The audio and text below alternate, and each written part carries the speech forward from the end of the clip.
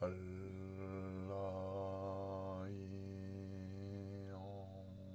not very useful. I wonder what that chat settings button is for. I don't know. Webcam, we're not lined up right. We are not. Hello, We hello, never are. hello. Hello. Welcome to the Shaky, day of it's a shaky cam. Yes, well, don't shake it too much. If people get seasick. Only if they can see. I got really large at this angle. You do. Yes, you do. You could scroll back, but that's okay. Almost as if I were in real life taller than you. Oh, yeah. Could be. You're about even. We are with this angle. There we go. I'm slightly taller than you by real life with this chair, but oh well. Well, hello, hello, hello. Welcome. Talbert. We'll call you Talbert. Day of the Living Day of the Living Dead. Weird. Said video was unavailable, so I had to refresh and sit through an ad. That's sad. Oh. Well, that's okay, because we haven't said much yet. No. Lori and I are, in fact, living dead because we died out of the game industry in beginning of 1999 when Sierra canceled our projects and closed down. And we were no longer game developers, so we were dead to the world of game development. Not really. And then we were Kickstarter. Doing other games. We were doing Explorati and other games. Yeah, but it didn't come out. Well, yes, but those were dead games. That didn't mean we were dead developers. We're dead developers. We're dead. So we came back to life with Kickstarter in 2012, 2013. We started coming back to life, really. Ah, okay. So we are back to life. So we are the living dead. Yeah, something like that. Brains. Yes, indeed. So this topic, thought of by Lori. Well, we're trying to keep it still a little bit in the Halloween season, even though it's past Halloween. But the living dead is quite a contradiction of terms. Oh, well, it's really the living undead. Yes, it's technically undead, right? The ought to be dead, but not quite. Yes. Sort of like someone on hospice. No, not quite. So yeah, we're going to be talking about our use Bill Kuhn is just leaving for a corn maze. Take this Twitch state. That'll be perfect. Yes, as we talk about things. You can get on to the, if you're on the Discord, you can get on to our, what's it called? Speakeasy channel. Speakeasy voice channel. We'll have more than one voice channel. Yeah. And then you can show video of your corn mage. Yeah. Brainiac says he's still has the Halloween music playlist in the car. Actually, I have to play the Shadows OST. Yes. Now, I was trying to find some good Halloween movies. Is it official soundtrack or original soundtrack or what is OST? No, you're asking. Probably official soundtrack.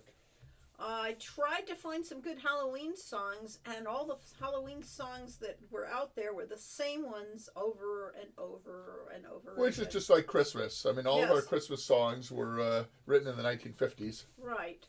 But, I mean, Thriller, yeah, that's classic. That's eternal.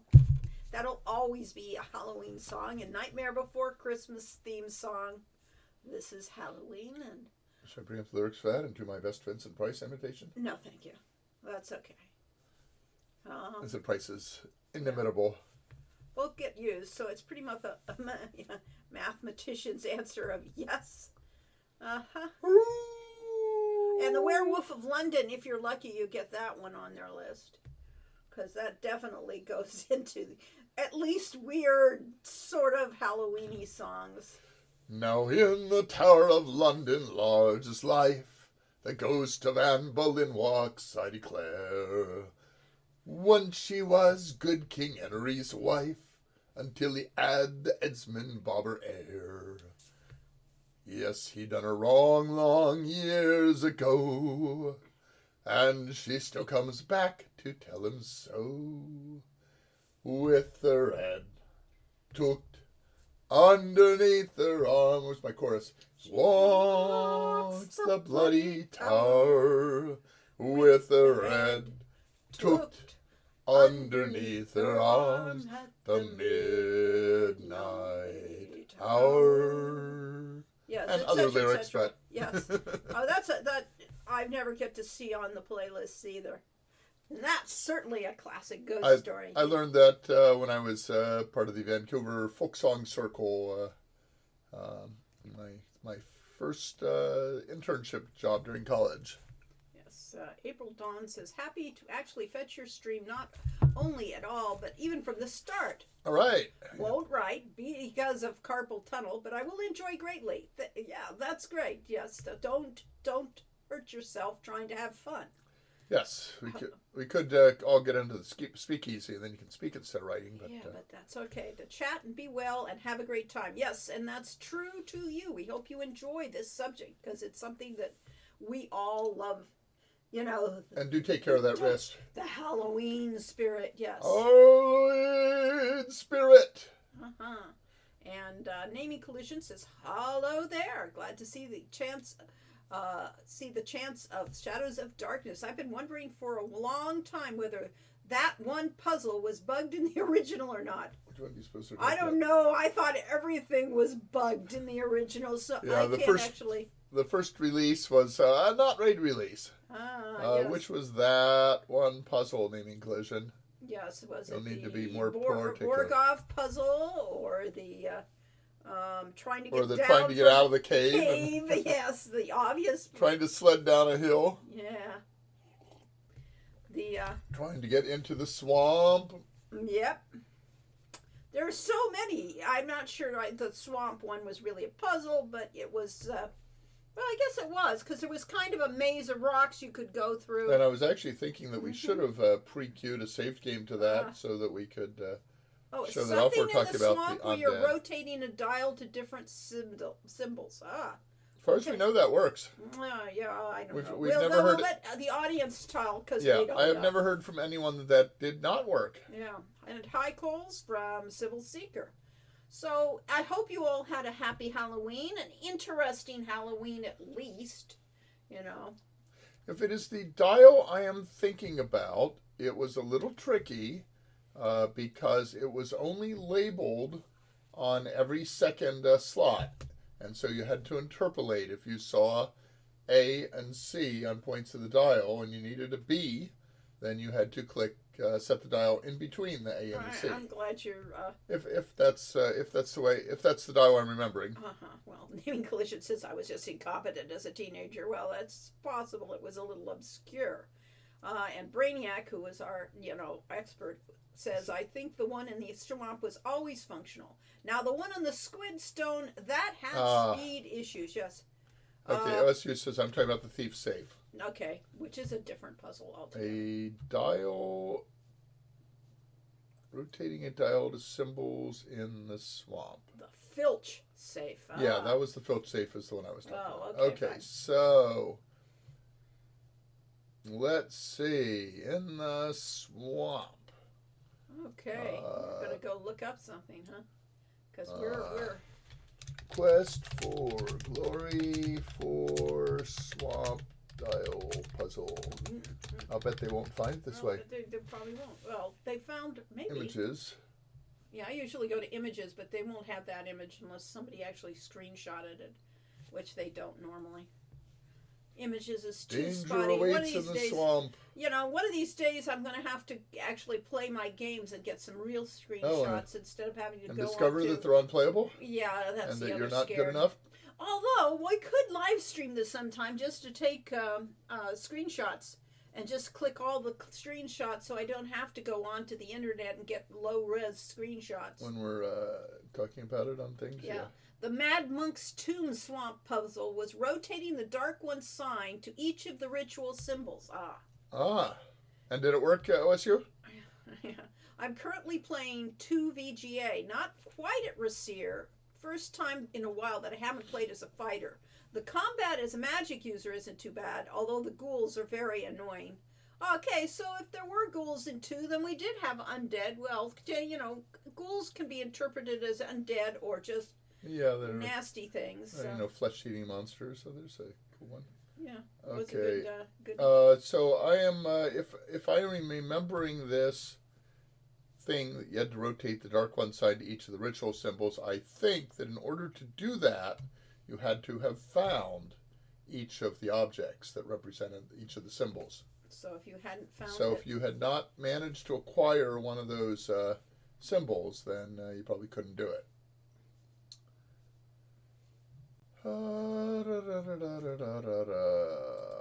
let's just try Quest for Glory for Swamp.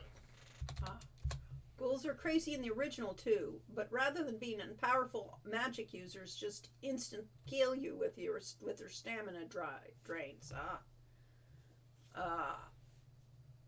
Okay. So let's go back. It's probably I haven't found a symbol yet. That could well be. That is possible. That would make We sense. have to find all the symbols. Yes. And we could spoil that and tell you where to find them all, In but a better that battle. would involve. There was the batter quote that you just passed by. Here's the will-o-wisps. The will-o-wisps in the swamp, which you can't see very well, but the brightly colored spots. Those are the spirits of murdered children, if I recall. Well, lost children. Lost children? Yes. Children who lost and died in the swamp? Yes. And you get to capture them, put them in a jar, and keep them as a light source, which is really kind of gruesome and morbid when you think about it. Well, yes, but you do let it go. There's all sorts of things here. No, There are. Oh, that was a sort of a vampire kind of thing. Yeah. There we go. There's the Scary vampire. undead. Yes, indeed. Old school. He's not even adrenochrome. smiling. No, he's not a happy undead. Oh, what's so bad about luring and capturing ghosts of children with the candy? Oh, you mean like we do every Halloween Yes. with the so-called trick or treat? Right. We don't actually get the ghosts, but We don't get any trick-or-treaters where we live. We didn't get any in Wani either. no, for some reason. For some reason, very few parents wanted to take their children down a mile dirt road to get to a house that was in the in a total scary surrounded place. by nothing. Yes. Oh, there's a scream. What is it? We got a lot this year. A what face? All of my giveable candy ran out. Yes, when I lived on the Indian reservation, they trucked them all in, so we had to buy bags and bags and bags of candy. They brought them all in from all the surrounding areas, huh? Speedrunners traditionally capture the wisps and don't release them because that takes time. This is true. Or they can all do this on their own. Click through. I'm not going to find anything. Yes, but you're showing your screen. And there's the one I wanted to read. The bitter batter one back. In a bitter battle, you were better than the batters. Yes. And the batters, of course, is a crossing bats and adders. Yeah, they were snaky bats. Snake bats. Yes. Batters. Somebody said. Want to offer promotion of your channel, etc. Whoa, his price is lower. I can't read his name in order to ban him. Subludite, isn't it? No. Subdued Light J. Okay. They should be able to just click on that and You ban should. it. It should be, but their interface is not. Yeah. All they got to do is put a couple of They're all monsters, killing those pure children for a second spam, time. spam, wonderful spam. We just had a discussion about the popularity of spam in Hawaii. Oh, okay. Yes. He has Lishi. Lishi. The Lishi is an interesting creature that might or might not be undead. Lori probably did not intend it to be undead. No, but I mean, it's a mythological, it's a folkloric creature, so it's technically probably not undead any more than the Domovoys are undead. although the Domovoys are kind of undead. I mean, the fact that you can freeze dry a Domovoy and bring it back to life. And then bring it back to life. Not undead. Bring it back just by watering it. I mean, they're like. Can you bring back dead plants by watering them? Yes, if it's a resurrection plant. But I'm thinking in terms of they're kind of like what are those microscopic creatures that are almost unkillable that you can freeze and put them into outer space and everything else, and they're kind of cute. The bears, something bear. Something bear. Yeah. What are they called? I don't remember. Yes. Something to practice. I figured there was Something like bear. Yes. Yes, exactly. So yeah. All right. So anyway, what Naming Collision was saying about the Lishi Yes. was Conveniently, I saw you replaying the Lishi encounter some months ago, and it was shortly before I played Inscription with a Y. Inscription. Yeah, Don't know that game. interesting, yeah, my brain did a quick flip out when I saw the shared mythological reference. Ah, Oh, well, good for them. yeah. Someone I know was playing Cult of the Lamb, and they met the Lishi in the game and asked, "Is this a reference to some other game that I don't remember?" But Quest for Glory 4 taught me that the Lishi is just something from Slavic folklore. Exactly. We're all pulling from the same And you've all sources. been educated by Lori, who actually, did research. Read these things, yes. Just All right. started Black Book, Enjoyed full of stories. Slavic culture, mentions Lishi and stuff. The gameplay kind of boring so far. That's Ah, too bad. You alas. know, and that's what it's all about. Well, it's tough, because you get the references in, and then the question is, how do you make it fun? Yes, exactly. And that is an art. It is not an exact science, and it is kind of you play with it until you get it right, or Or you have, you get the instincts. your instincts come from experience, really. I mean, from playing games and from, running games in D&D helped a lot. So Belzar says, "Greeting from Canada. Hope everyone is well." And we are all well this November, past the Halloween and past the Day of the Dead. So we'll do the Day of the Undead. Bob Mates made a little play on the informal style of dress preferred by most game designers, and said to be a great game designer, you need to have designer genes. Yes. You have to have been born into it. And, of course, that is completely against our philosophy, but it may be true. The YouTube show Monstrum has actually done many of the major shadow monsters and creatures. Lishi, Will-O-Wisp, Baba Yaga, still no Rusalka. Oh, they're going to get to Rusalka. Because the Rusalka is just such a classic, iconic creature. I mean, the equivalent in Irish folklore with the puka and things like that. There are similar folk And the Banshee. tales. Yes, but the Rusalka really is probably the best in those terms. Yes. So Banshee is another name for the Sidhe, which is Sidhe, pronounced she, which are essentially the underground elves, The fairy folk. the fairy folk in British folklore. Yeah, well, Irish in particular. Irish variations, yes. Irish fairy tales. The scariest Little Mermaid. Yes, there's some great images on the internet of people have drawn the Rusaka. So, they've taken it the right way. Oh, should Let's see. we play through enough Quest for Glory 4 to get to the swamp and Discrimination. What about the Banshee? Yeah, right. Yes, we'll ban he too. Yes. Yeah, we'll ban you.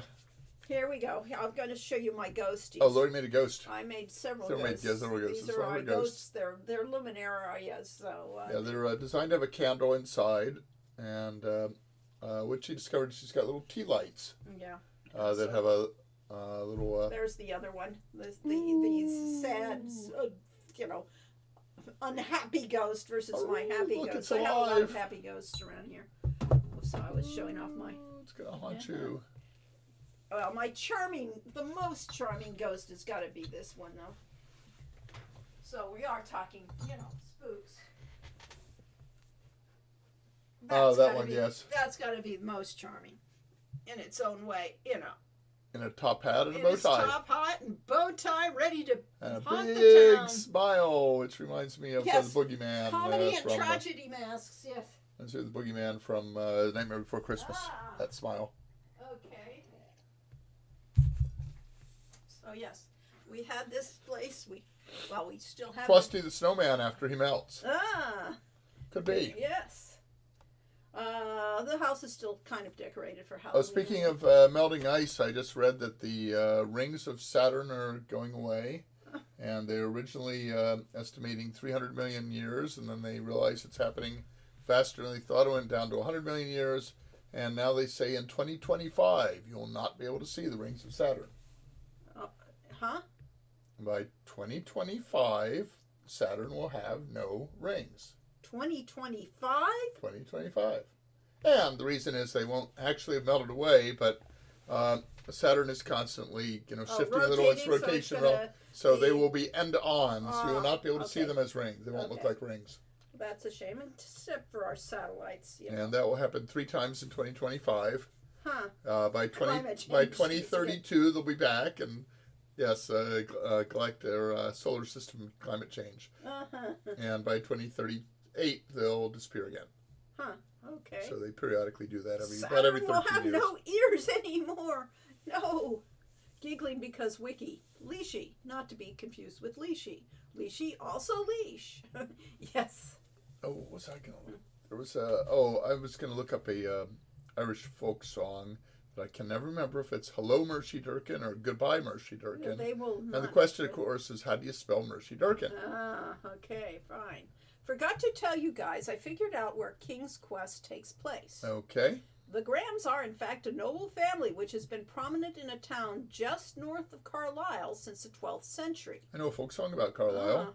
They originally came over with William the Conqueror. Numerous places in the area are named after them, including the inn which William Forbes and Nikolai Tolstoy also both stayed in when tracing the Welsh bard after whom the legend of Merlin is based. I know because I followed in both men's footsteps last June. Yay! Awesome, yes. Yeah, that's now see that's the self-directed vacations. We are actually planning a vacation for next year, but we're doing a tour where they're gonna tell us everything and take us places, and but it's an educational tour, so we'll actually get real. Yeah, it's with my University Alumni Association. So we'll get real lectures, which means we get to learn things, which is great. And we're going to a Slavic country. Yes, we're going to Prague. Starting out in Sofia and working our way up the Danube to Prague, which is interesting because when I was in high school in Germany, in Berlin, I had a choice of 2 class trips, and one was going to Prague, and the other went to Rome. And I ended up going with the older class, and we went to Rome. But the one that was going to Prague, basically what they did is all the teachers customized their curriculum for the year to fit with that. So we had a novel called Mozart on the Journey to Prague. And then we had Mozart music taught in the music classes, and it's just the way everything tied in. That things should be taught. Yeah. As a holistic thing. And so then the class went on the trip to Prague to see some of the things, and I've heard it's absolutely gorgeous, and we hope it will be when we get there. Yeah. We've actually been talking about for 30 years making a trip to Greece and the Greek Isles. And we're going to do that next year, but instead we put that off. Yes, when we got this tour, because it was to places that we would never dream of going, And starting out in Sofia, that's not actually that far from Athens. It's less than 500 miles from Athens. Well, yes. It's about the distance from San Diego to San Francisco. Ah, yes.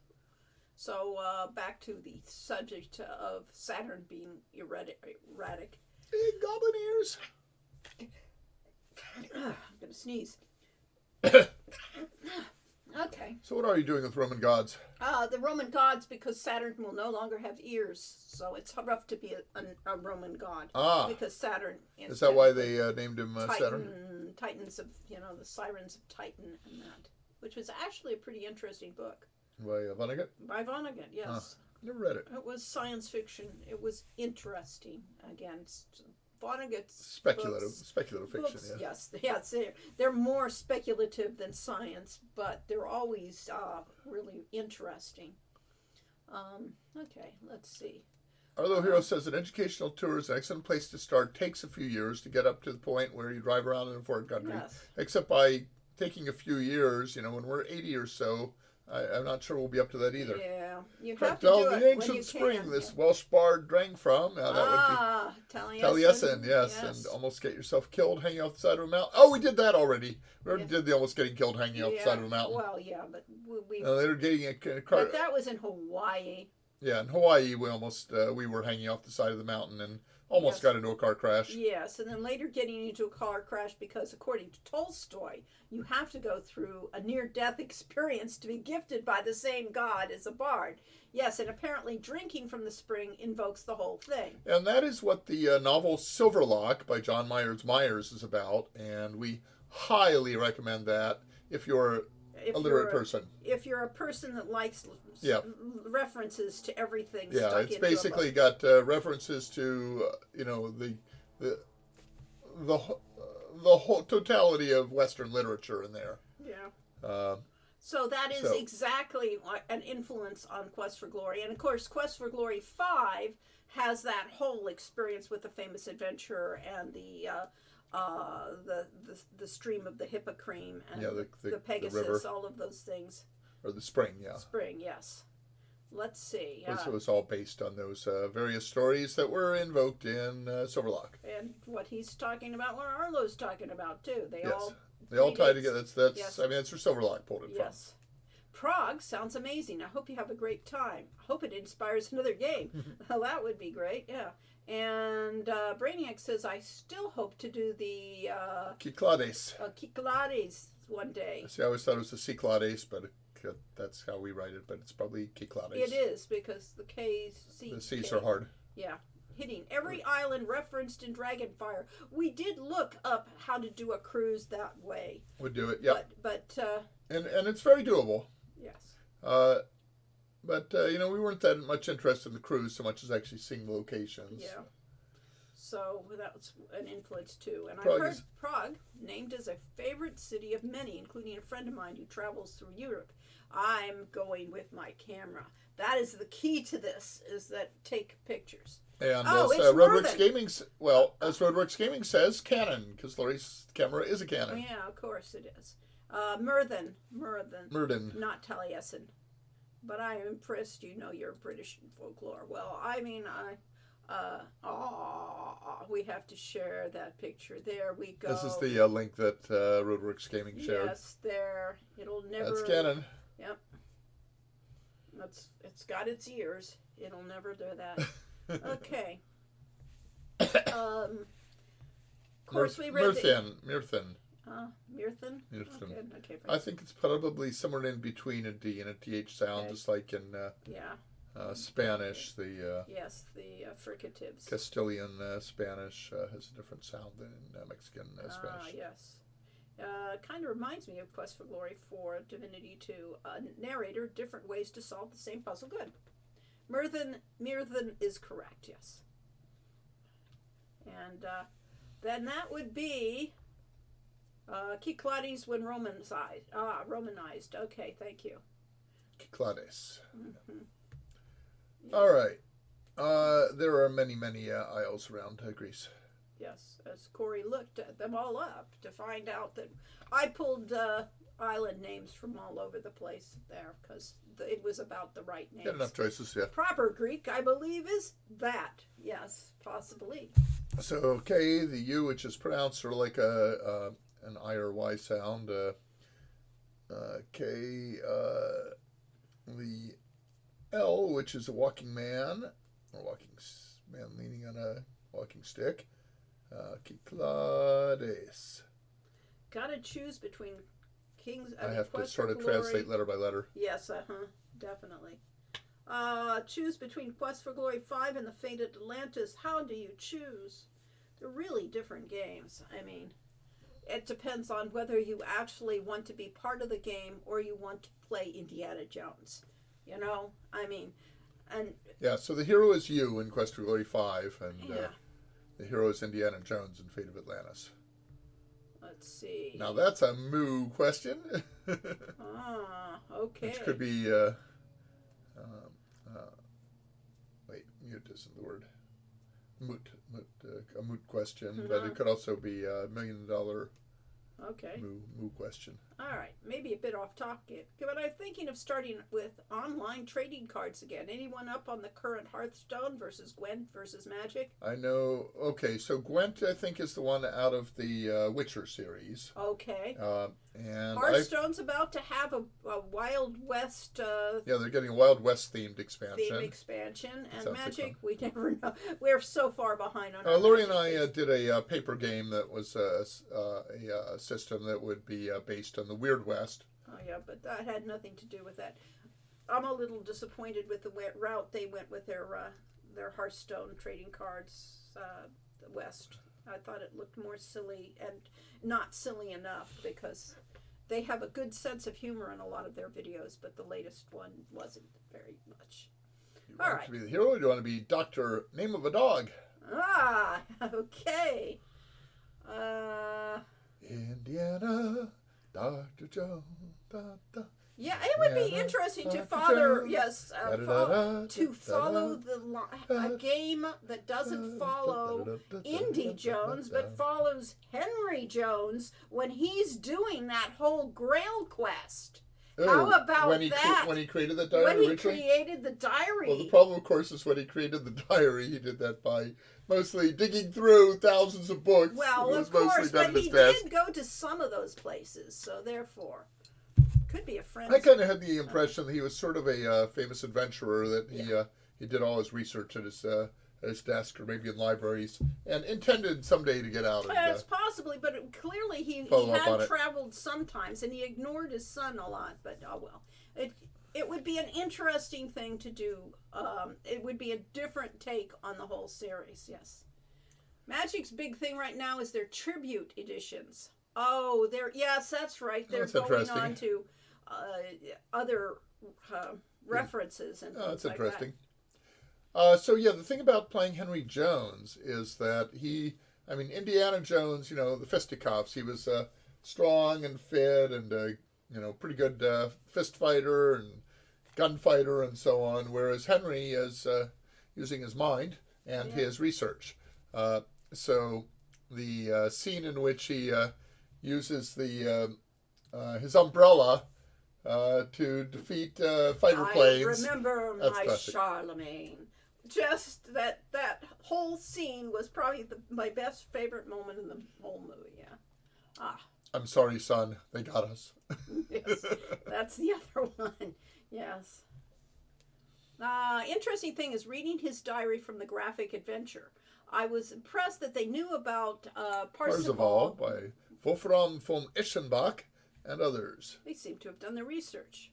The stuff about discovering ancient texts in an Italian monastery and so on gave me a real feel for archaeology. There you go. Mm-hmm. Yes, so one could argue that the Joneses are an interesting variant on the Holmes brothers. Okay, I can see that. So Mycroft, the one who basically sits, in his chair all the time, but comes to brilliant deductions just from what people tell him. And Sherlock, who has to be out there doing something and solving something and actually physically there, or else he's bored. Yeah. And then it goes to the 7% solution. Archaeology is the search for fact, not truth. Ah. Dr. Indiana Jones. That's an interesting quote. Indeed. But I was going to say... Negative. Ancient texts and Italian... real archaeology is not mostly about digging up things and cleaning them. It's mostly about the research and figuring out where to dig. That's the old joke about the guy who charged the $10,000 consulting fee for fixing the nuclear reactor by tapping it once with a hammer. Yeah. And saying it's my bill, $1 for the hammer tap, $9,999 for knowing where to tap. Yes.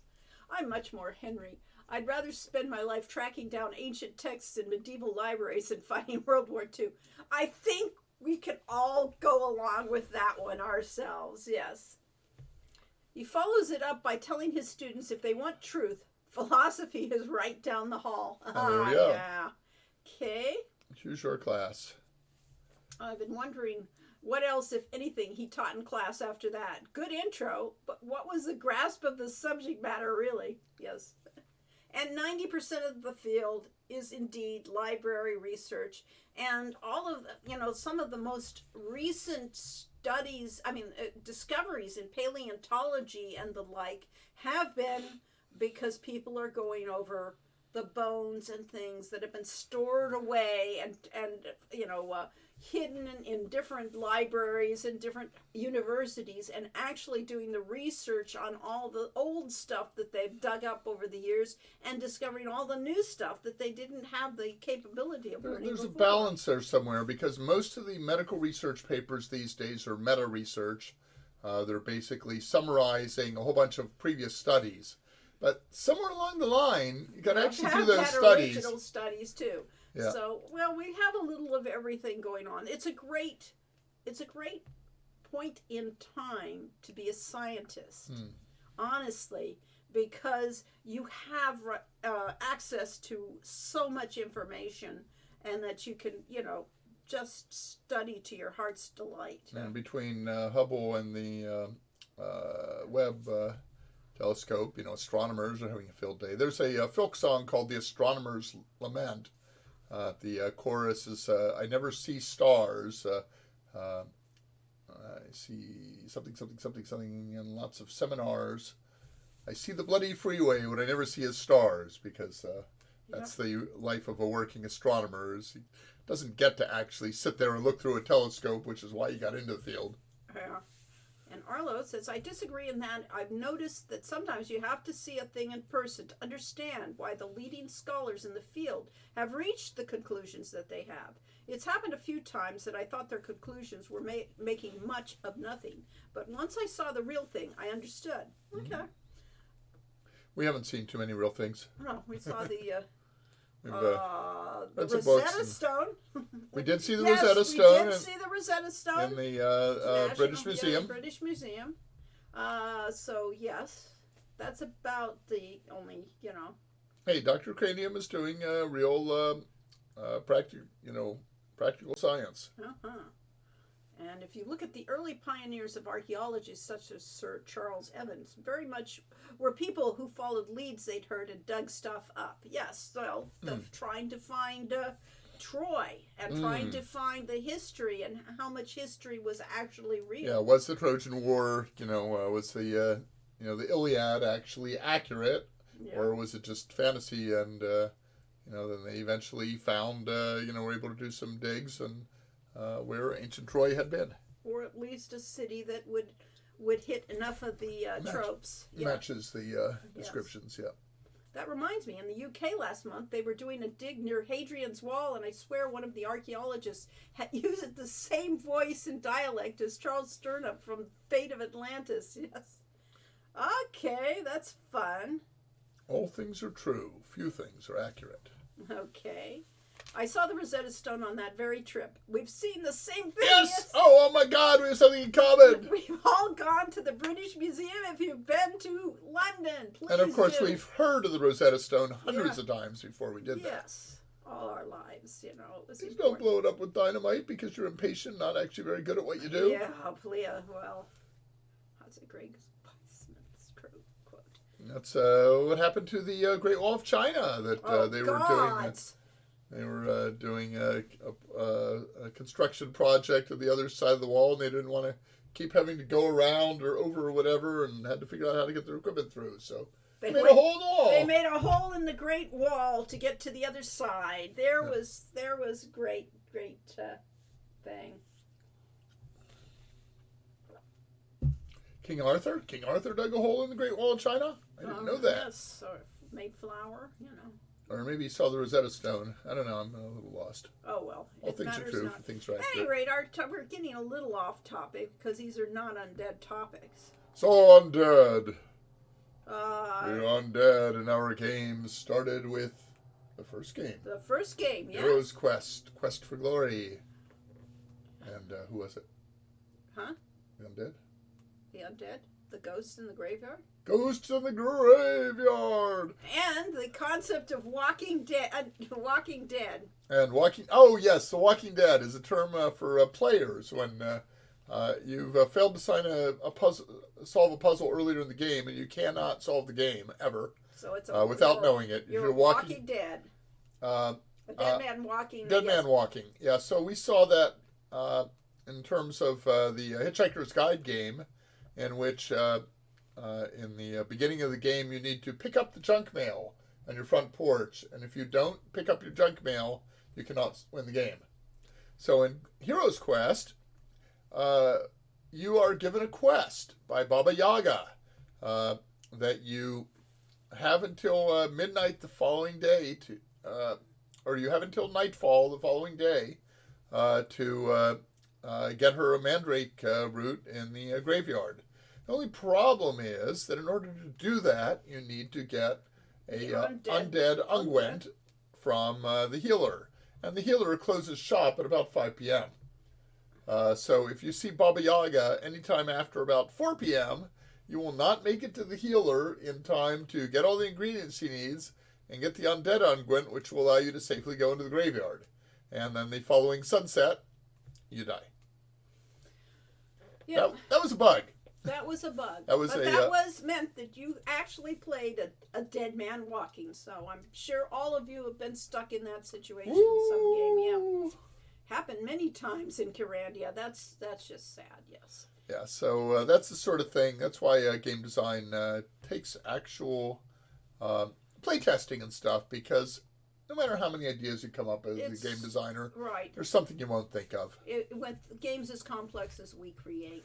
And as soon as we heard from someone that they couldn't do that, it's like, why not? And you play it and you say, oh, I guess we should have play tested that more. But, we knew what we were doing, and so we probably already had the undead unguent before we met Baba Yaga. Yes, so, and the same with the QAers probably just had played it and found out how to do it, so they don't figure it out. Don't figure out that there's a big hole there. So Gavin says, in school I came up with a concept called Rosetta Stone, where it taught you how to speak other languages with social integration to chat with people by the language chosen. Well, there is the Rosetta Stone. Yeah, there's a product called Rosetta Stone that does much like that, but it doesn't do the idea to chat with the people. Nowadays, you could have a chat GP in another language and have that chat going, and that might be interesting because we're getting to the technology. So midway through our second year at Sierra, that leading up to during the development of Quest for Glory 2, Ken Williams had the big meeting of all the managers and all the game designers at Sierra to come up with ideas for educational games. And that's where Castle Dr. Brain and Mixed Up Fairy Tales came out of. But we also came up with the idea, either then or later, I'm not sure, following up on that, of doing a series of language immersion games. It would be sort of a little like Where in the World is Carmen Sandiego, but there would be more zeroing in on particular culture. Yeah, with full motion video type thing. Yes, you'd go to Japan and you would talk to the people in Japan, because we'd actually go to Japan. So as David TKI says, the product Rosetta Stone is imperfect. The Japanese version of it doesn't sound like Japanese speech. It sounds like Americans reading a script with Japanese words in it. That's terribly unfortunate. That's just bad. But yes, we wanted to get a combination of the culture. We talked about Mexico as a starting one, because it's pretty easy to get to Mexico from California. And that we would go down to Mexico and basically have Mexican language and culture and social and just let you things. Play a game of walking through the experience of being in Mexico and having to figure out how to talk to the people in with real world applications. So sort of like what Arlo's been doing of immersive understanding of a culture and the language together. So that's what we really wanted to do, and we just, didn't have the sponsorship for it and did not get it. No. Yeah. Sybil says, getting the mandrake terrified me as a kid. Yeah, the mandrake as a concept, I don't remember what book it was that I'd read it in. And, the fact that it screams when you pull it out of the ground, and that it's in the shape of a baby, all of these things. Yeah, it's one of those kind of sick folk tales. Pretty scary, yes.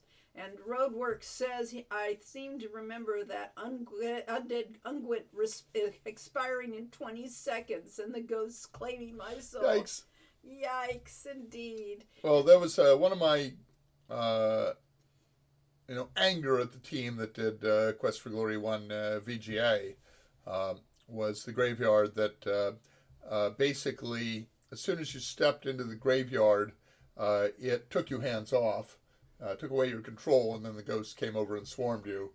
And I said, no, the idea is supposed to be that you step in the graveyard, you see what's going on, use your unguent, and then go through it. Or, if you don't have the unguent, you back out. But it turned out, when I went back and played the original Heroes Quest, it's not that different. Oh, well. I thought that was what you could do in Heroes Quest. That's what it was supposed to be, yes. So the idea basically is you have time to do an action. And in practice, the balance wasn't quite there. So basically, you don't have enough time to make these games. If you had infinite time, you'd use it and never finish the game. And with the 8 months or 10 months we had to do the game, you take shortcuts. Dead Man Walking, and yes, that's what always pops through my mind with Carandia, and hence the next two Carandia games went out of their way to avoid that particular. Yes, that was good. You don't. I don't remember that at all. I did play the original Carandia, but I don't know if I finished it. When you're creating a game, the concept of Dead Man Walking, you never heard of it. It wasn't a concept. And so therefore, until you hear or find out that it's a concept, and then you say, oh my gosh, that's what it does, suddenly you can plan for it. But you can't before because you don't have the concept in your head of what to look for in a lot of ways. And the origin of the computer game industry is computer games were basically the home version of arcade games. And when you went to the arcade, the object of an arcade game is not to be fair. The object is to make you keep putting in quarters. And in order to get you to keep putting in quarters, they want the game to be long enough that you're satisfied and feel like you got your money's worth. Long enough to hook you, and not long enough to kill you off. To kill you off, so you have to put in more quarters for the next life. Yes, it is operant conditioning at its finest. So death is a virtue in an arcade game. And in the early computer games, they modeled them after the arcade games and said, okay, well, obviously that's compelling gameplay, so we'll do it that way too. And pinball machines, eventually you lose your last ball and you have to put in another nickel or dime or quarter or 50 cents or $1. Arlo Heroes had to settle for seeing the Rosetta Stone, Cleopatra's Mummy, and the Elgin Marbles instead. Well, when Corey and I had first met, the thing was King's Tut's tomb. King's Tut's things were finally going on tour. Yeah, and they had gone to San Francisco. Yeah, San Francisco. They had the House of Fine Arts, something like that. There was an area that they basically had all the artifacts from King Tut's tomb, and that was quite a show. The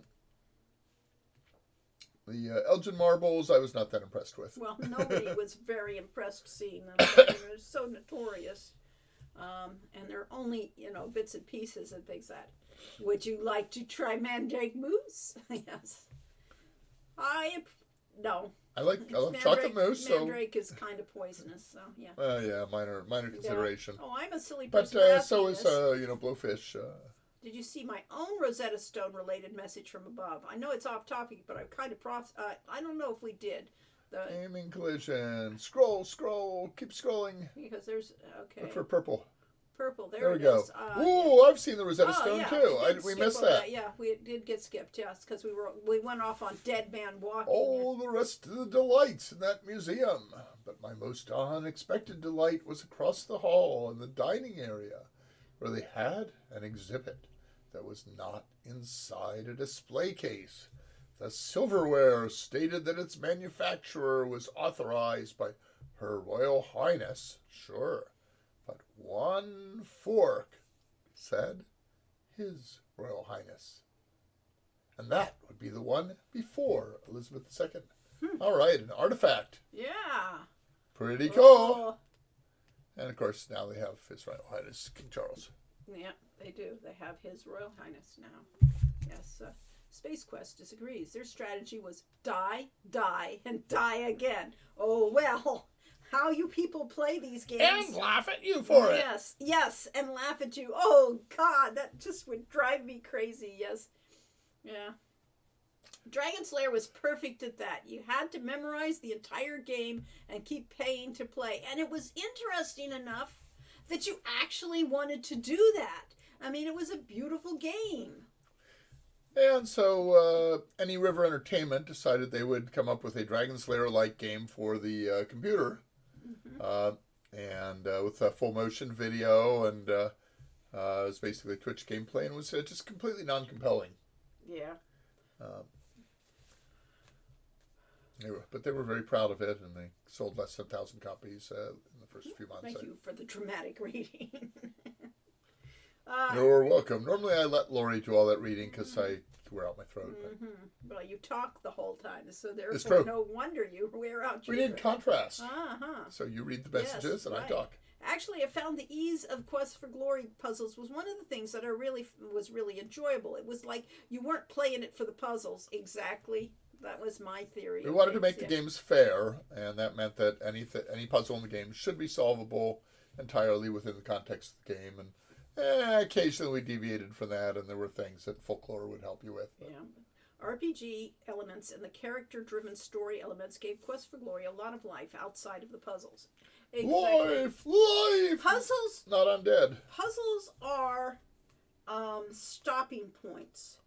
In terms of designing a game, you know that you don't want to put a puzzle at a dramatic moment or you've lost the drama. You want to put the puzzle leading into the dramatic moment so that you want to get past that puzzle to go, or you don't you get the reward type of thing. So not all games have puzzles, but all games have conflict and obstacles, challenges. Yes. Challenges, yes. So if you don't have challenge, it's not a game. Uh-huh. But it can be an interactive experience. The challenges are what make people feel that they're working at it and developing a sense of mastery that gives them a sense of pride in self. And Naming Collision, last year's GDC. Attended a talk on the history of Laserdisc games. The lead on Qbert did the presentation, and there were some gems in there. I mentioned it because of Dragon Slayer, of course, which was Laserdisc-driven games. Yeah. What was the other one? What was the sequel to something it? Ace. I think it had an Ace in the title. Okay. Dragon Slayer and Yeah, I can. That also pulled from animation. Oh well. wasn't Space Ace. It was Space Ace. Was it wasn't Space Ace? Yeah. Okay. We didn't play much of that. Dragon Slayer, of course, was. And of course, Dragon Slayer was basically a full motion video take on Gauntlet. Gauntlet was the game where that Diablo was based on later, but Gauntlet was all these you're going through this maze with all these monsters there, but every once in a while you have death that is unkillable. That's not really what Dragon Slayer was like. No. No, Dragon Slayer was. The Hobbit. 20 seconds of story and then a choice. And you either made the right choice or the wrong choice. And that was it. There was, And of course, the choice was not obvious. But so today, Dragon Slayer probably would not suck in enough quarters because people would bring up an internet article and learn the pattern. Yes. And they would know, okay, it's left, forward, left, right, down, and they would just play through the game. Somehow I thought Diablo was based on Quest for Glory. Sierra was even the publisher of the extension pack. Yes, there was influence. We did hear that there was influence, but it wasn't the major driving. Yeah, Diablo was developed by Blizzard North, and Sierra acquired Blizzard. Blizzard North? I think Blizzard North, maybe not the whole Blizzard yet. Warcraft was Blizzard South, which was originally a completely separate company until they merged. But Yeah, I had somebody tell me once that Diablo was like a poor man's Quest for Glory, which of course feels good. But I played a little of Diablo. It was a fun game, more of an action game. And I don't think it was based on Quest for Glory though. It was just there were it was there an were RPG. supposed to be influences. Somebody said that there were a lot of influences, but we don't know because it wasn't our style of game to play. Yes, and David says I'm beginning to think about Gauntlet versus Tower of Dwaga. Which came first? Which influenced the other, or are they different names for the same thing? Well, I have never heard of Tower of Draga, Right, so Gauntlet obviously was the more ubiquitous. Yes. Um, And Arlo says, I guess you're right, expansion pack, not extension. it's okay. But actually, extension certainly makes sense in that context. So, it's understanding. I saw an article on my phone that I did not read, but it was bad grammar is physically painful or something like that. Well, yeah, it is. Hearing bad grammar. Hearing bad grammar, I tend to causes wince. causes physical distress. Today, Dragon's Lair would hopefully redo the design to be a series of what we now call quick time events. But personally, I don't find those very fun anyway, yes. Let's see. I mean, Sierra ruined all their titles during that time, like King's Quest VIII. Diablo is the next Quest for Glory game they released, which they ruined. Alas. Yeah. Um, And Diablo was a turn-based well, RPG. Diablo was considerably before King's Quest VIII. Yeah, was it? Yeah. When someone said, hey, what will we get if we let time go freely without stopping for turns? Yes. And it so happens that you get fun. Somewhat Gauntlet-like, sure, but I don't see the Quest for Glory connection. Yeah, it is real time, and that's and so it's a true Twitch kind of game. And they've just, Blizzard is very proud of Diablo right now because it was such a good seller, the last Diablo 4. Yeah, as far as Sierra ruining all their titles, basically at that point they were struggling to find a way to compete in a very tough marketplace where most people had, or a lot of the audience had switched off to action games and were not really playing adventure games. And Sierra was known for their adventure games. They said, how can we, what upgrades we need to make in order to compete in this market? And King's Quest did that during its entire development. Every King's Quest was always experimenting with new technology and new techniques. So King's Quest VIII is the one that was 3D? Yeah, it was one. Or was that the one that was animated? I think it The was 3D. Don Bluth School of Animation. I think it was 3D. Okay. So basically what they said is in order to compete with these other 3D games, we have to go 3D. And it's got to, be completely, immersive and etc. Well, And that's the because- problem is that's hard to do. It is very hard to do. Plus, it didn't have any guidance. It basically was a team putting a game together with very little input from Roberta.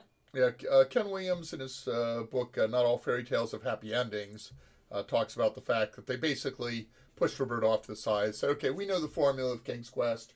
We will make a King's Quest, and there's no reason to, to get the original author involved because we can do it as well or better than she can. Yes. And apparently, maybe they were incorrect, or maybe it was just that all the other things they bit off were too much to chew. It's hard to say because it was a mess. It was, Sierra was totally disintegrating at that point. So. and Quest for Glory 5 had all sorts of problems because we said basically the old proscenium stage, 2.5D SCI look isn't good enough for the current age. We have to go to more modern graphics and more bigger and more immersive. That meant writing a 3D engine, as they should have licensed one, but it was very expensive to license. It would have been $500,000 to license something like Unreal at the time. So invented a whole new set of technologies in-house, and somewhere in there they were also trying to do a game in that. That's just an awful lot to chew on for one game. Yeah. Naming Collision says, I like how much we've tangented off the Halloween thing. We always go off on our, But how about this? Around the years 2000, I became a fan of horror games, even though I don't watch horror movies. Okay, because I don't tend to watch horror movies either. The reason was because I was surprised that games could become powerful enough that they could scare me, e.g., American McGee's Alice and Resident Evil. American McGee's Alice, which we didn't play, but the art was absolutely fabulous for it. The creepiness of it was just, disturbing and really evocative. Yes. We went to Not Scary Farm, which is the Halloween nighttime thing at Knott's Berry Farm in the Many years Orange ago. County, south of LA, many years ago. But they had one of their mazes slash things was based on American McGee's Alice. Well, they didn't. It was. They had images from the game. Oh, did they really? Yeah, it was licensed for the game. Oh, okay, fine. Yeah, and so it was all Alice with creepy things and blood and Yes. And and Arlo says, I thought, live actors jumping out at you Yes, with right. cleavers and stuff. right, yes, scary stuff. Ooh. Let's see. Is the talking bear still standing? Yes, it is. Okay, so Arlo thought Quest for Glory 5 was very immersive. I still love it, even though its creators don't. Well, we do love Quest for Glory 5. We are just disappointed that we couldn't make it as good as we wanted it to be. Yeah, well, and the visually it doesn't. It was just hold up. visually, it's not an attractive game. Right, but I thought But that story-wise- it did everything it wanted to do. Yes, I was proud of that part, and it had the time to actually develop the story as far as I could. And partly we're an echo chamber for fans that have said, well, that's not really, it's Quest for Glory 1 through 4, and this other game that doesn't really belong in the series. And, Yeah, well, they're wrong. well, they're wrong, but Yeah. but that doesn't mean we don't get influenced by them telling us that over and over. But I do see the images on the screen and say it just doesn't hold up compared to 4.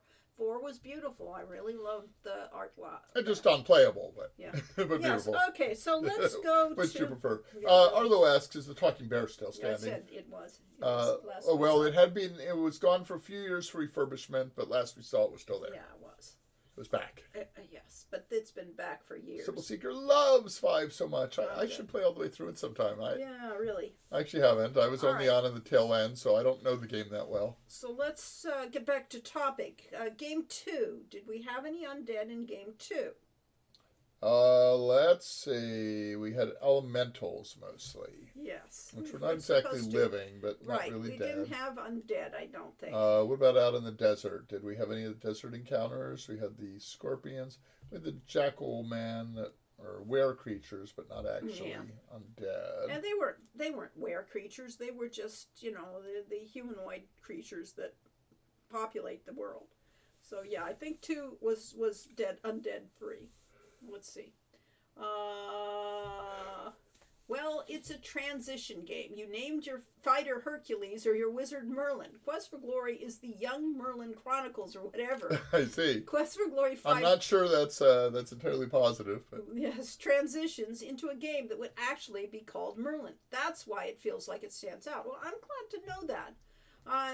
It's an experience that we can't have as designers because you're just locked into it. Yes. Kevin Stouthart will still play Quest for Glory 5 when I stream the series. We'll have to refine the patches, though. Yeah. Aren't the GOG and Steam versions patched? Yeah. And Roadworks says, I loved 5, and graphically it aged reasonably well. Had some annoyances like moving and fighting in the water was a little weird, and Hades made no sense, but overall. I love the swimming. I mean, I think that is so beautifully, so well it was animated. so cool, and we weren't it sure. just feels right. It wasn't supposed to be so dynamic, and then of course we had the genius programmer who basically decided, yes, you can swim in this game, and he Got to have real created physics. that in a week, and so therefore Yeah. we had it had to be designed around that you could actually do that, which is why Erasmus's house is so absolutely weird. Is because the minute he gave me swimming, it just seemed reasonable to use that swimming somewhere else than the water, and to have Oh, that's the Erasmus house. You said the swimming through there came later. It did, yes. Oh. I mean, it wasn't originally planned for swimming, but the minute I had the swimming animation and the swimming thing, then why not use it in Erasmus's house, because it's goony enough. I think all the music in Quest for Glory 5 is awesome. 1.2 is easy to find, but yes, digital Huge sound. storefront versions should be patched. Now, fan extras are another matter.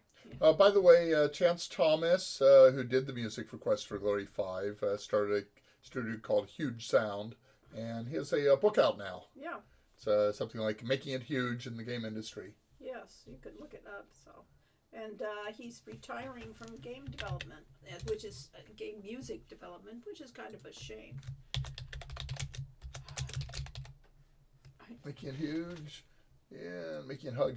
Making it hug in video games. There it is. Chance Thomas here. We can practically click on it first and then show it, you know. I just had to type Making It Hug and it found it. Mm-hmm. Making It Huge in video games. And Recounts the astonishing... Quest for Glory. Yeah, there we go. Yes. I was Lego reading Star Wars. the thing there, and I can't when you put it. Recounts the astonishing journey of an unassuming, middle-of-the-bell curve young man rising from mundane beginnings to scale the dizzying heights of artistic distinction and financial success in the worldwide video game industry.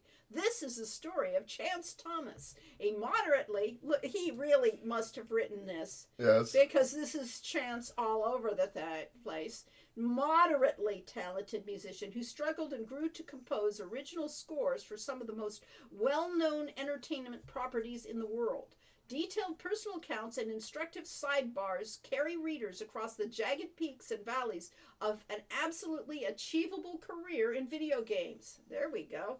World famous IPs get personal treatment here. The Lord of the Rings, Marvel, Avatar, Dungeons and Dragons, Warhammer, Dota 2, King Kong, The Settlers, and many more. Yes, so you should actually look at this thing. It's, if you want to know about the music industry from somebody who was there and made it, because a lot of the musicians from Sierra wound up just being in the ghetto of, minor Sierra games and things like that. So Chance came in as a Hollywood composer prior to...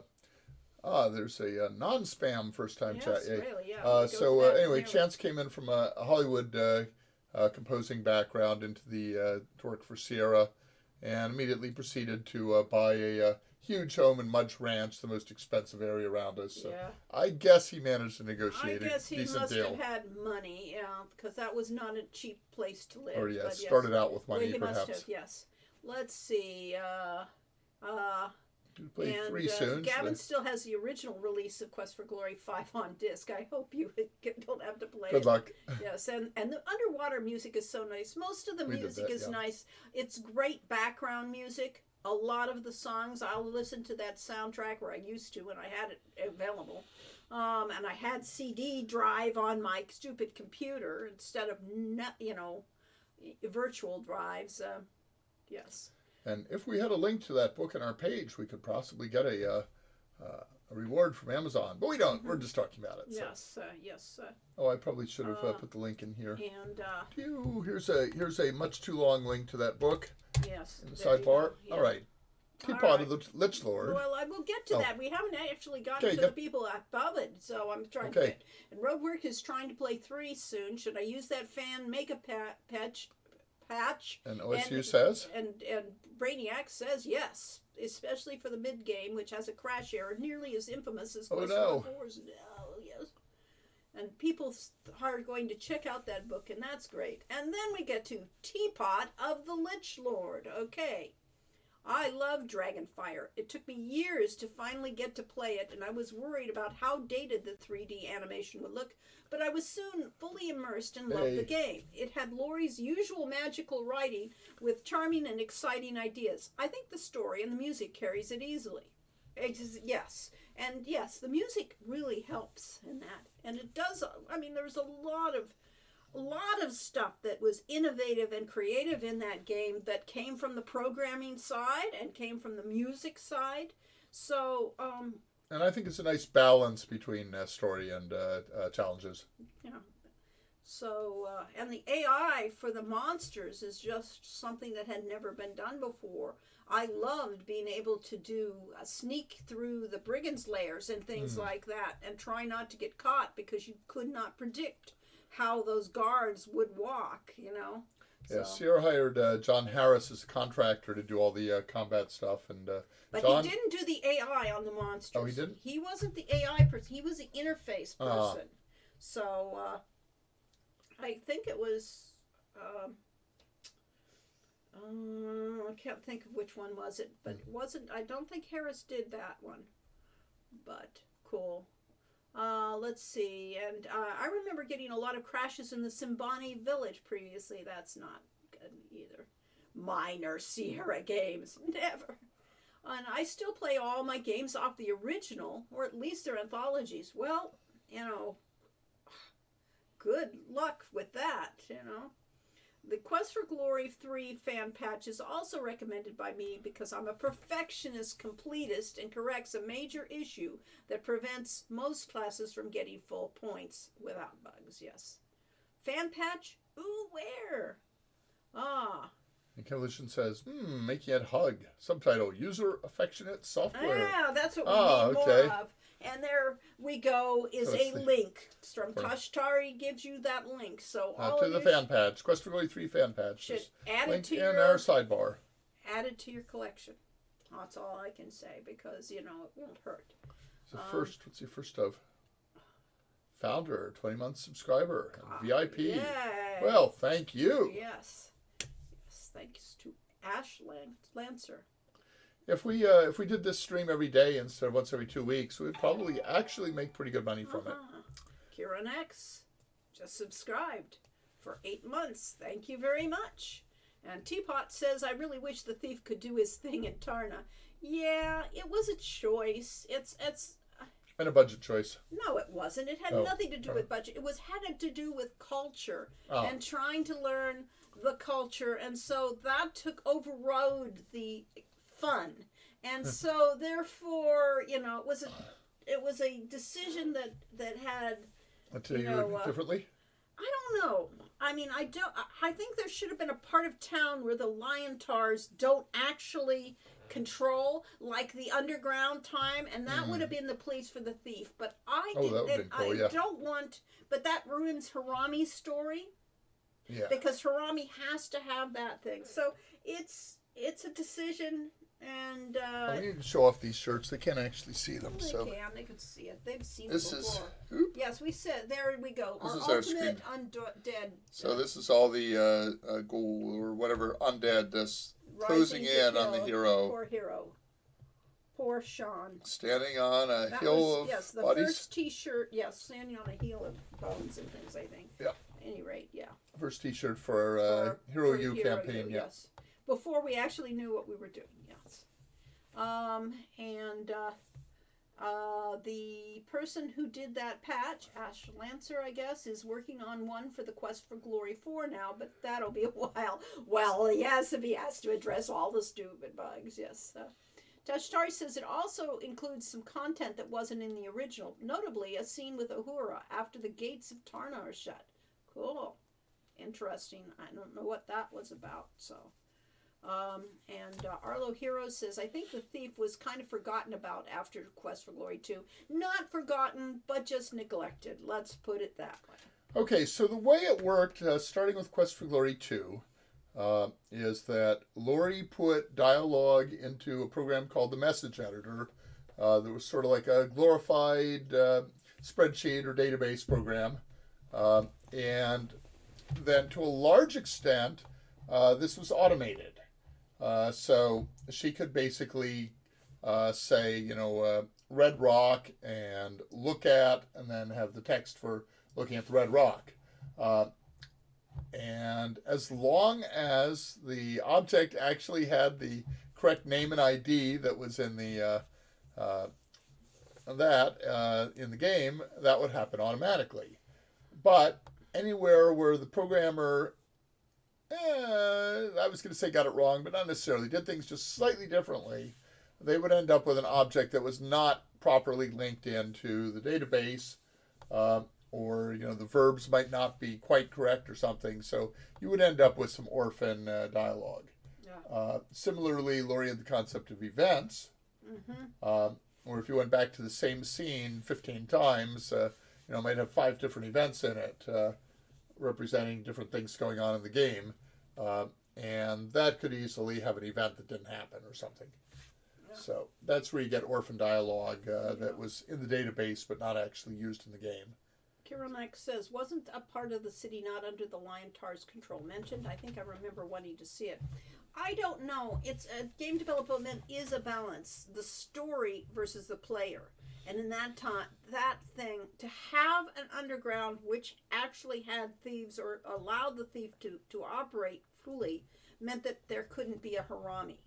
And Harami couldn't have his dramatic moment, his turn to become, a hero in the course of it. Because if he had an underground that he could go to, he wouldn't be starving. Yeah. He would have gone there. He would have been there the whole time. So, always as an author and a designer, Maybe he thought he could get away with it in the main section. It's richer. It's a richer section down. Well, yeah. I actually got a signed copy from Chance Thomas some time ago. Don't Nice. know if that's still possible. Don't know. I mean, I'm sure he would be willing to. Chance is a good guy. He is. He's a sweetheart. To go back to this description of this moderately talented musician, I mean, Chance is that kind of personality. He is very self-effacing. He's a gentleman. He's a gentleman in the sense of being sweetheart, and he certainly deserves a better description than moderately talented. Yeah, because, not one we would have used. Yes. We thought he was a brilliant musician, but part of the thing on Quest for Glory 5, besides the fact that he was a brilliant musician, is that the project so far overran any semblance of its budget or schedule that normally on our games, the musician was brought in 3 to 6 months from the end of the game and given a couple months to work out the music for which then get put in.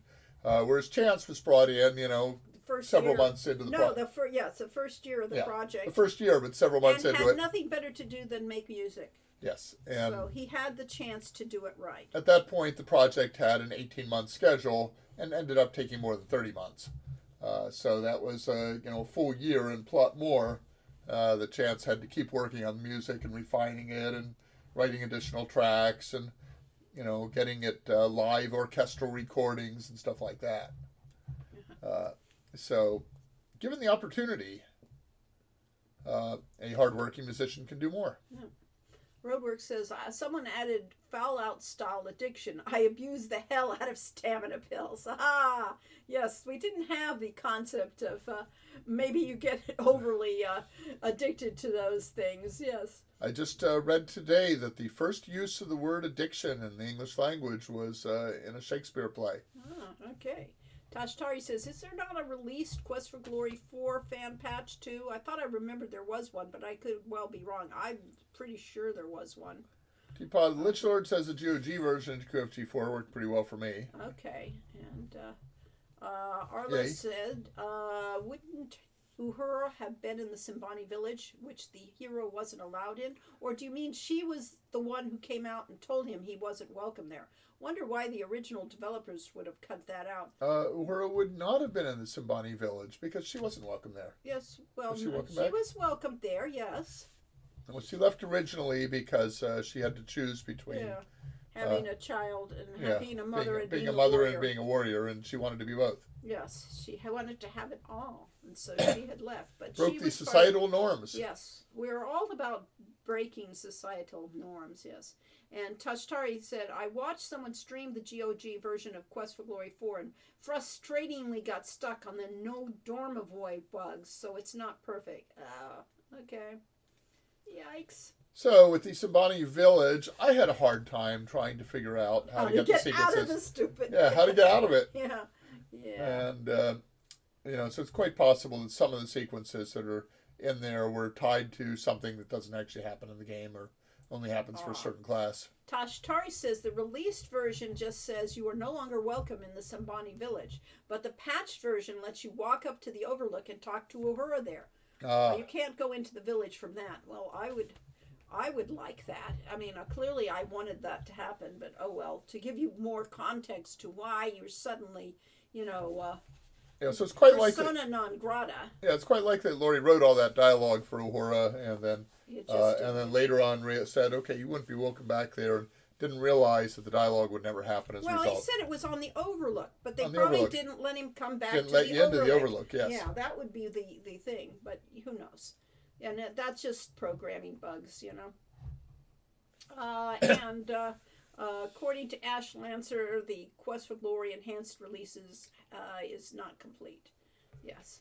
And Simbani had her cake and eat it too. Yes, the cake was no lie to her. Yes. Uhura did have her cake and eat it too. Yes. And she managed to. Wait, you're saying she ate babies? No, she didn't eat babies. She I think had so. a baby. She had a baby. At any rate. Baby? And so let's see. We've gotten to 2 and decided there were no one dead in 2. But then we get to 4. I mean, 3, nothing much. We had some monsters guarding the It wasn't, yeah, the city that... the city were, those were ape men. Were they ape men? Okay, those were Tarzan of the... Tarzan of the Apes? Yes, Yeah, the lost city of Opar and things like that. Edgar Rice Burroughs, and who was the other writer that was famous for that? Brainiac says he doesn't think it's restored the missing final dream sequence post-saving Tanya, Katrina, and Ottavi's moment. Oh, that's so terribly sad. I didn't know it was missing. Yeah. Well, yet. Hopefully he'll do it. I mean, these people, you got to really thank them for their perseverance, for actually trying to make things better that have been... Because they really ought to be getting a royalty or yes. or at least a paycheck. And really. They're doing it out of love. Love, yes. Love. All of these fan-made patches discovering deleted scenes are like getting the director's cut. It is. Yes, or the Star Wars Special Edition, really. I was going to say, not necessarily the director's cut, because the director might have said, there's a reason we didn't include that. Yeah, well, and just because I write it, a lot of good material goes in the cutting room floor on films because they say, okay, it was a good scene, but it doesn't fit. Right. It doesn't work. Yes, and a lot of them, and certain directors like Spielberg and Lucas really are gonzo. They don't have the scripts written out. They're making these things up as they go along. And of course, let's just try it. Yeah.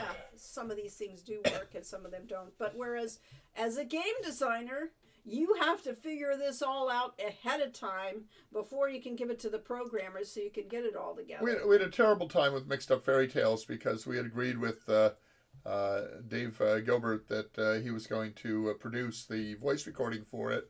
And that meant... What? Dave Gilbert, isn't that his name? What are you talking? Quest for... No, Tilly's Tale. Tilly's Tale. You said Mixed Up Fairy Tales. No, I said Tilly's Tale. You said Mixed Up Fairy Tales. All right, we had my brain... We had a terrible time with Summer Days, Tilly's Tale. Because we had the voice recording about to start, and all of a sudden that meant Laurie had to stop writing. Yeah. And otherwise Laurie would have been writing until the game shipped. Yeah. And there's stuff that isn't quite right and could have benefited from more time and play testing and rewriting and stuff. Let's see. I hope we got great voices. Yeah, I'm so glad he's. Yes, the scene, the final dream sequence just didn't trigger properly in any version. That's terribly sad. And the hero of this story, Ash Lancer, says he restored a glitched voice line of the Rusalka, and someone else actually got Jess Harnell to record a quick and dirty line to finally have Ivan not say, "Listen, I'm telling you, Igor's death must be avenged" at the start. Thank goodness for that. Yes. Well, I don't know about getting new actors to mouth original lines, but something was recorded or is in the code but deactivated. I think that implies that it's what the creator intended. Or they created it in the original writing and decided at some point that it didn't quite work and deactivated it. It just doesn't happen in gaming. We don't have the time. We don't have the time to say, "Oh, this doesn't really work. I guess we should take it out." Yes. Whereas as a director, as a movie person, editing is a critical factor after the fact, and that's where things get deleted, and that's where the film takes on its real life, because editing is critical to a film. And a lot of cases, you know, it's run by the studio is making the decisions on it, and that's why you get these director's cuts where the director gets to go back in and manage the editing to try to get it where he wanted it. So yeah. So Gavin would have liked to have tried out for Tilly's Tale, but instead went to the hospital. Yes, sorry about that. Okay, well. But the problem is that odds are you wouldn't have gotten in anyway, because the first cut was done by Dave of about 80% of the auditions, and then he sent us the half dozen or so that were left, and then we had to cut it down to a single actor. So well, he might have. some It depends really on how good your voice is. but there's always some really good actors who don't There get are. in. There always, yes. We had good choices for these. It's not like we were, just picking what was left. So yeah, and we will be doing one for Efeo's Adventure next year. So maybe you can get into that. We do have some interesting characters for Efeo's game. 2 years. No, next year. We will be doing the voice recording next year. Yes, the Rusalka line was a coding error and was recovered. 2 lines of Yvonne are flat out missing in the audio files, and the code refers to an incorrect one as a result. I see. Yep, that happens. Okay, if that's your vision, I won't play the patch that has Uhura meet you outside the village. Well, I think you should. I mean, that's what would have been the real way to do it. Yes, let's see. Nevertheless, I would have liked to have done the audition. Nevertheless, yes, always do that. Always take the chance, and you might have the perfect voice. You never know. I mean, all of our characters have very distinct voices in my head. So it isn't easy to get the one that actually fits what I think it should be, yeah. Blade Runner Final Cut is a great example of the huge difference a few cuts and edits can make in the quality of a story. Yes, exactly. Affect the entire reinterpretation of a whole movie just because they edited it differently. And the cover next says, Harrison Ford's narration over the happy ending physically hurts me when I hear it. Oh no, it's like hearing bad grammar. Yes, it is for Blade Runner. I mean, it altered the whole story. Yes, let's see. Maybe it shouldn't have had a happy ending. Well, no, it wasn't supposed to. Yes, in the case of voice lines, though, you have the text showing you what should be happening. So those are definitely errors being corrected, not reversing dev decisions. Yes. So, yes. They're disrespecting your version of Magda. Oh, I guess so. Tashtari's, I'm wondering if it's too much to ask to get Magda's voice actor to finally record the missing lines that Laurie had to record without having heard the VA's voice. Well, just think of this as the fan fantasy, is that, you're a fan of a game and you get to come in and do a few of the voice lines of your favorite character. So in this case, that was Laurie doing that. Yeah, well, we actually had a trial. A couple of people actually tried it. Mine was closer, but not close enough. I honestly did not get to hear what the actors sounded like. Because I'll bet you could have duplicated if you had. I could not match the voice because I didn't get to hear it. Didn't have the original lines. Yeah. I wonder how many versions we'll get of 2049 in the future. It's like George Lucas adding a bunch of crap to Star Wars that no one wanted. Sometimes the original, however it came out, just has its own charm. Bringing in a new actor is just too much. Yeah. And Gavin says, my voice coach said that they tended to get a 1 to 10 rate in getting the part after auditions. Okay. Sounds right. Yeah. But it's a little worse than that on ours. Yeah. But it depends on how good a job we do in advertising for voice actors. And Dave Gilbert did a wonderful job. We had a lot of people to choose from. So one of the things, always in going through the game industry is if you want to be a game artist, there are lots of opportunities for game artists and animators.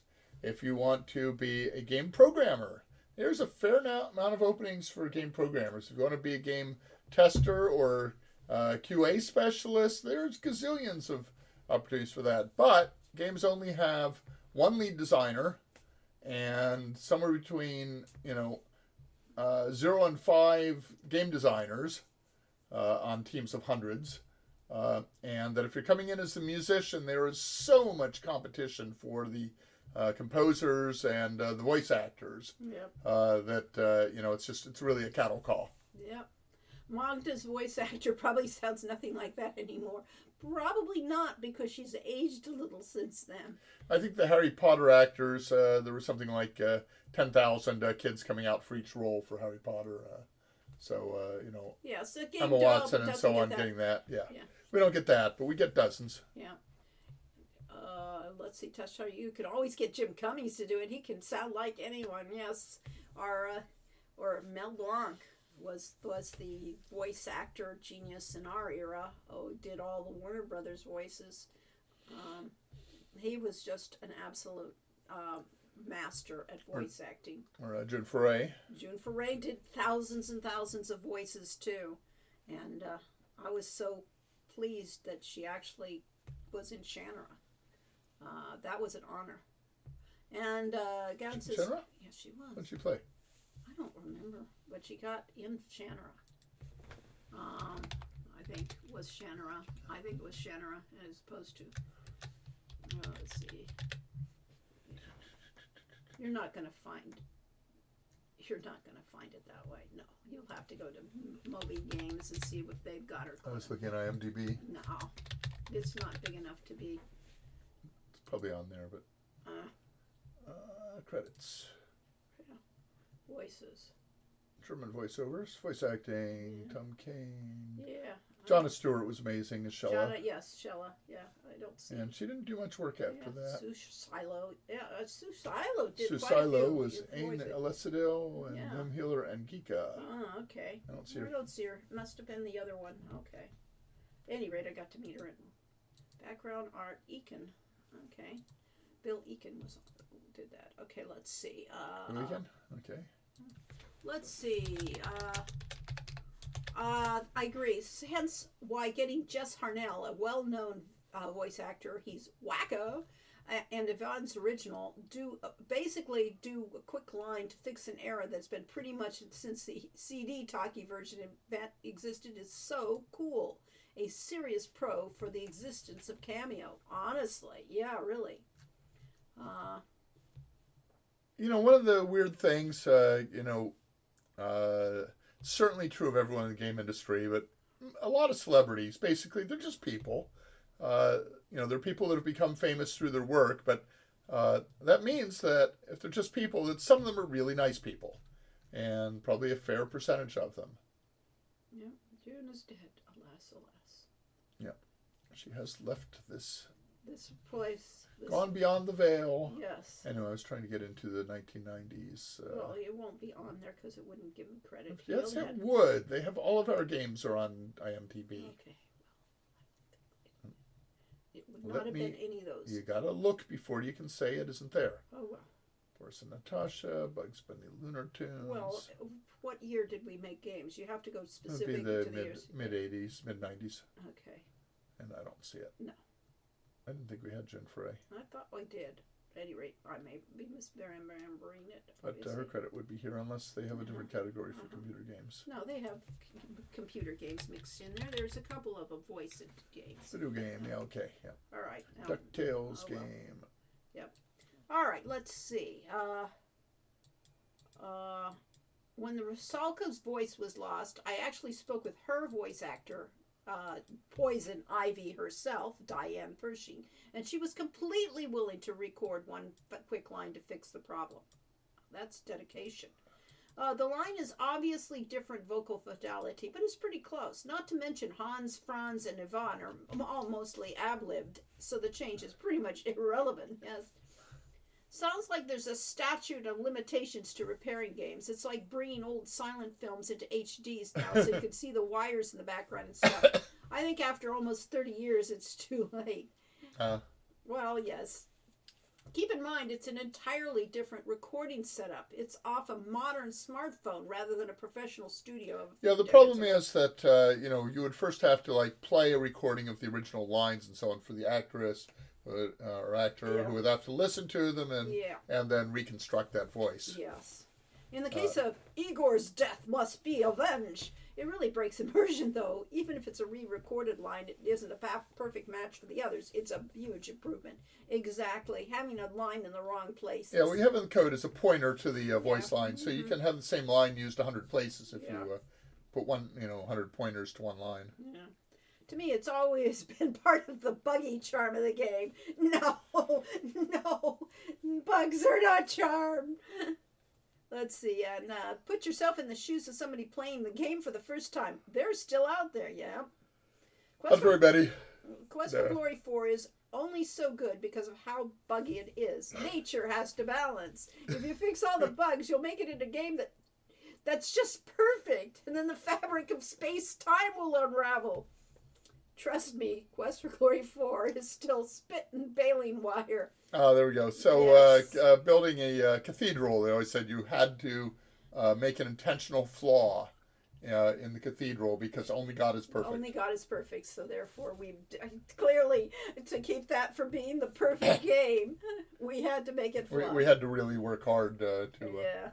So speaking of undead and Quest for Glory 4, we really threw the entirety of undead and things into 4. All right, so we had some wraiths. We did. We had some ghosts. We had some. We had the will-o-wisps, which are ghosts. We had the Rusalka, which is undead.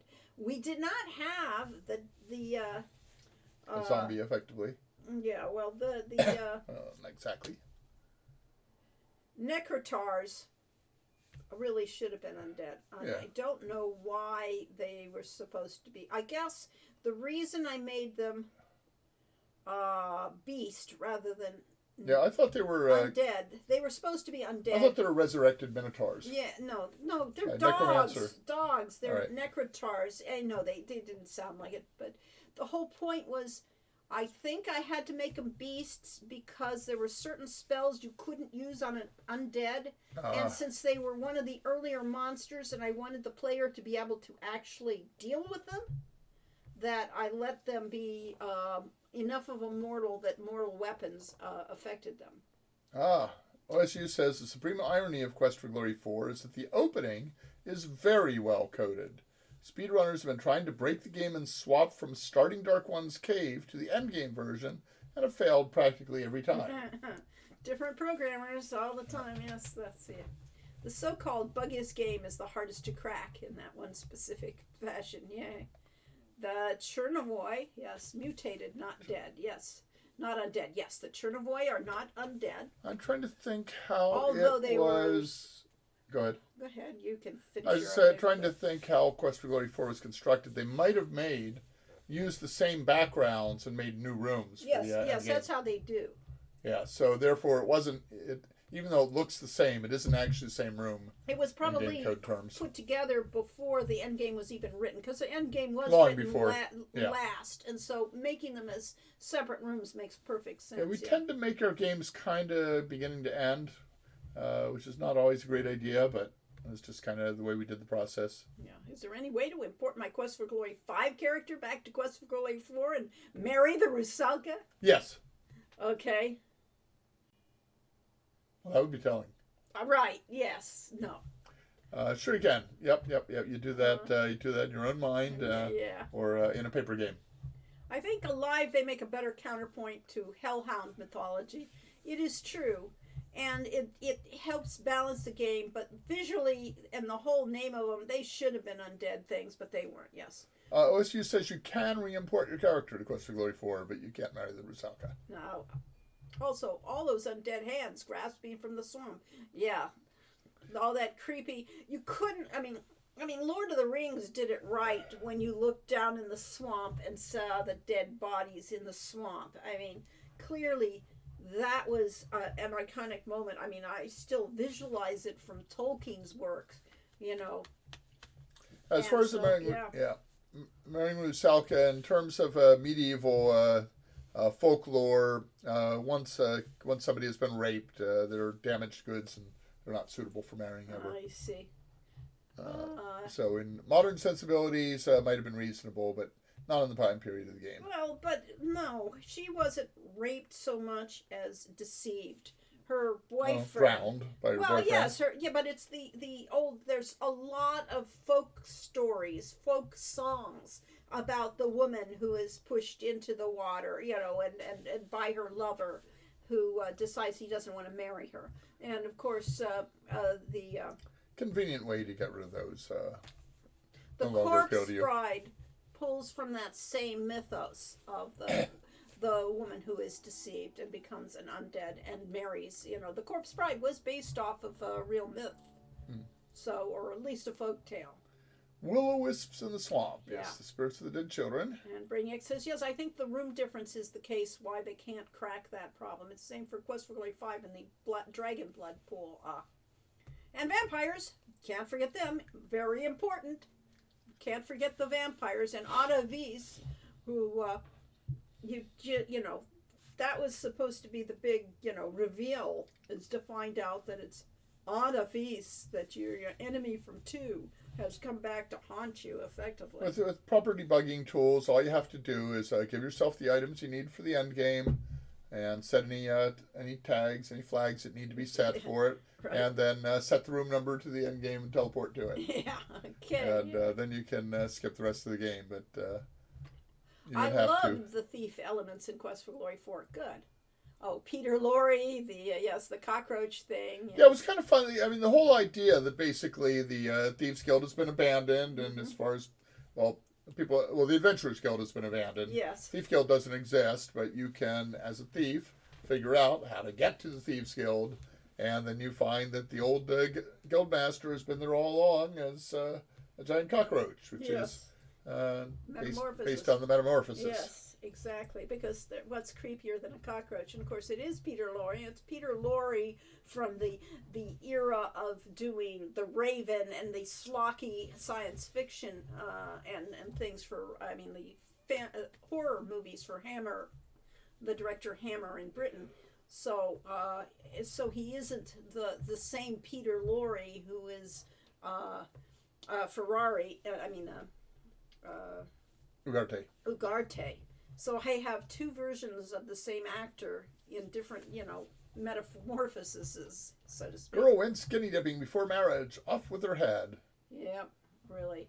And Brainiac says, someone actually asked me for an undead monster name that wasn't obvious a while back for some fiction they were writing, and I actually suggested Revenant from my experience with Quest for Glory 4. There we go. Revenants are, in the Slavic mythology, vampires weren't always the Be all and end all. no, they weren't the intelligent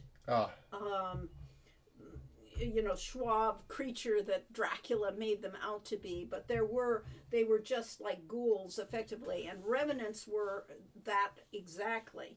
Revenants were undead that had no real thinking brain. No brain. Just they were zombies, but they were not slow moving things. They were malevolent spirits. They were the undead from people who were murderers and that who come back and wanted to kill. But there are many interpretations of what a revenant is in fiction, and there was I think it was in their movie called The Revenant, and it was completely different from our Well, revenants. yeah, but people make things So- up. What do you know? What? No, they Uh-huh. research differently.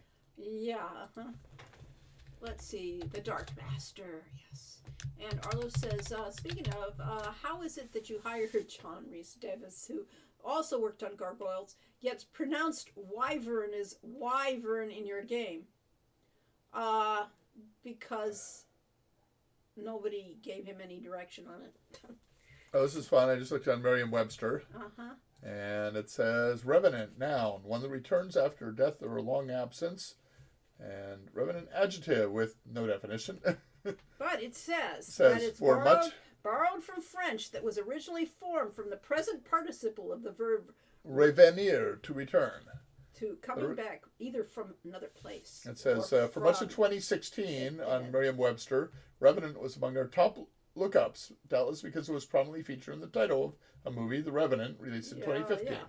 Outside of contemporary cinema, Revenant is encountered rarely, and it appears likely that many users who are unfamiliar with the word wish to learn more about what its meaning. Yep, once it became So, popular. you have returned, Yeah. one who returns.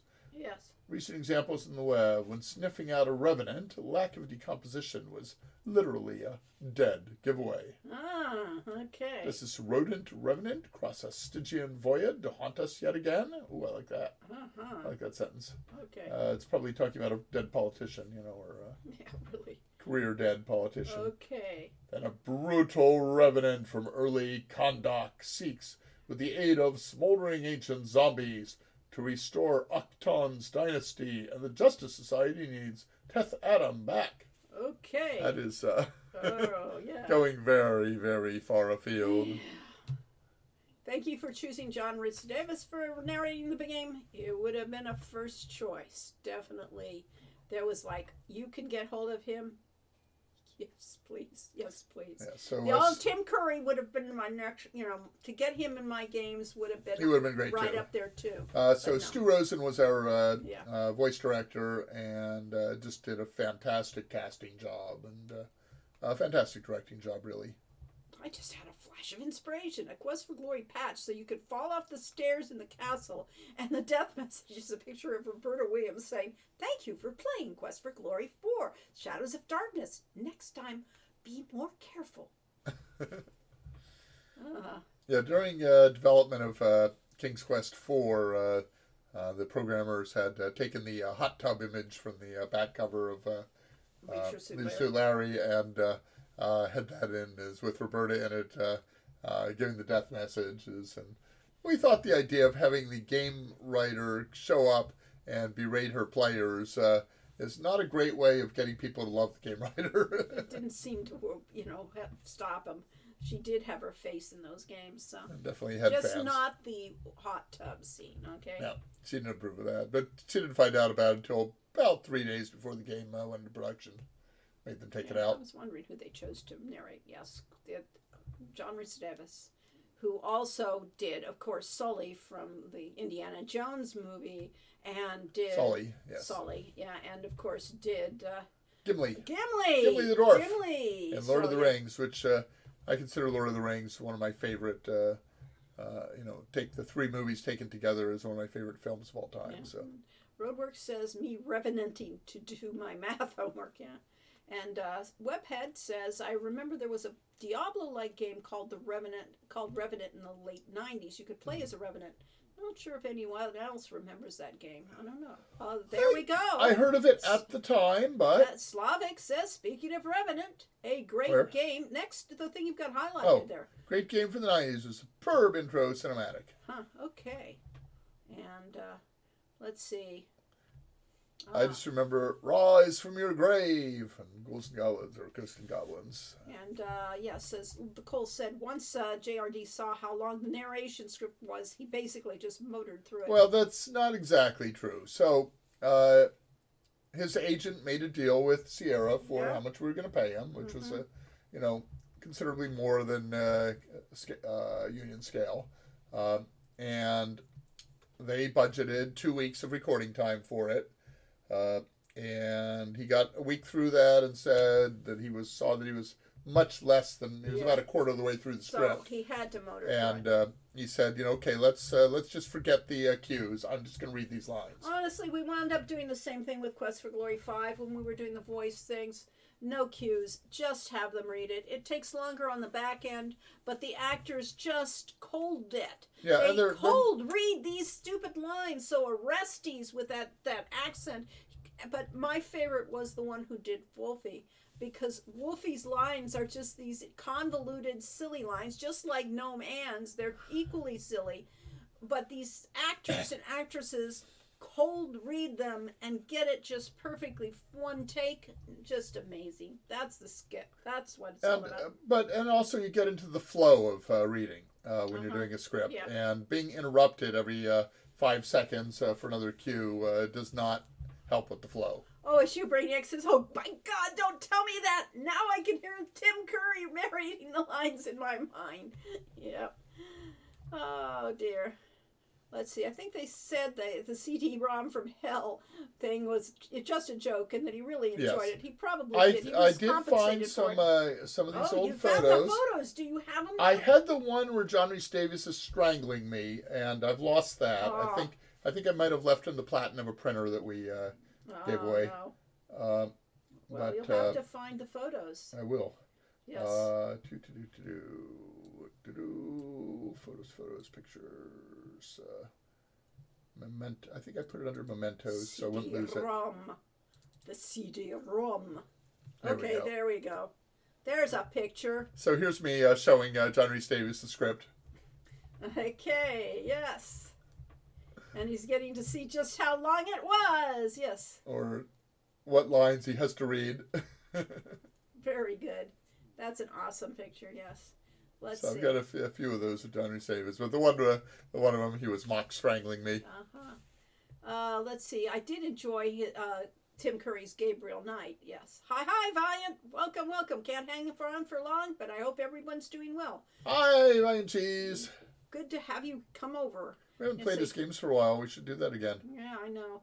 I just have the mental image of John Rhys Davies saying CD-ROM from hell, rolling the R in the CD-ROM. John Rhys Davies was Leonardo da Vinci in Star Trek 2. Really? I didn't know that. Okay. And Brainiac said, I asked him about it at the Cincy Expo. He was absolutely a professional, but it was about 3 times the length of a major Disney production role. Eventually, he just started reading straight through without letting the time stamp later. Yes, exactly. Well, he had a vacation planned. He was going to Catalina to do off-roading, and he did not want to have to cancel his vacation for a job. So the idea was to figure out how we could get it done in the, in the amount of time he had available. And Sybil asks, I'm jumping ahead in the series because, yes, good Lord, we have to jump ahead in the series, yes. I really like Quest for Glory. I mean, Hero U's Wraith King Zack. Is there more lore behind his character? Well. Yes. Yes. And no.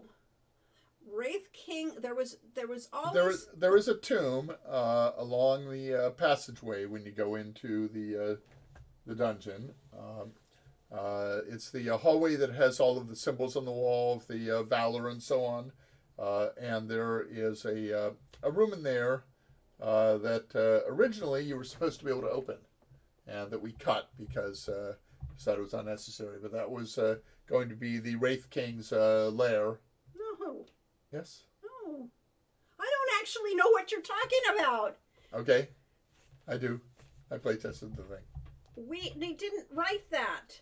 We did write the whole room in the dungeon in the catacombs that got cut. Right. The entire catacombs was going to have an endgame wraith for you to kill, and it was going to be a boss monster like Zack Wraith, and Zack Wraith was merely going to be the only reason we had Zack Wraith in the game was because our backer Zack, when he chose, for the Kickstarter, we had you choose whether you wanted to be a friendly ghost or an evil ghost. Yeah, so you could pay a little extra in the Kickstarter in order to be an ghost, undead in the game, yes. or be a ghost in the game.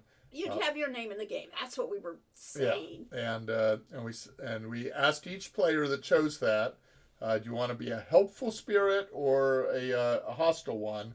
And every single one said helpful, except for Zack. And Zack was the only one that wanted to be. And so Zack got immortalized. Yes, and in fact, that's it. We took he actually had his portrait to be in the game too.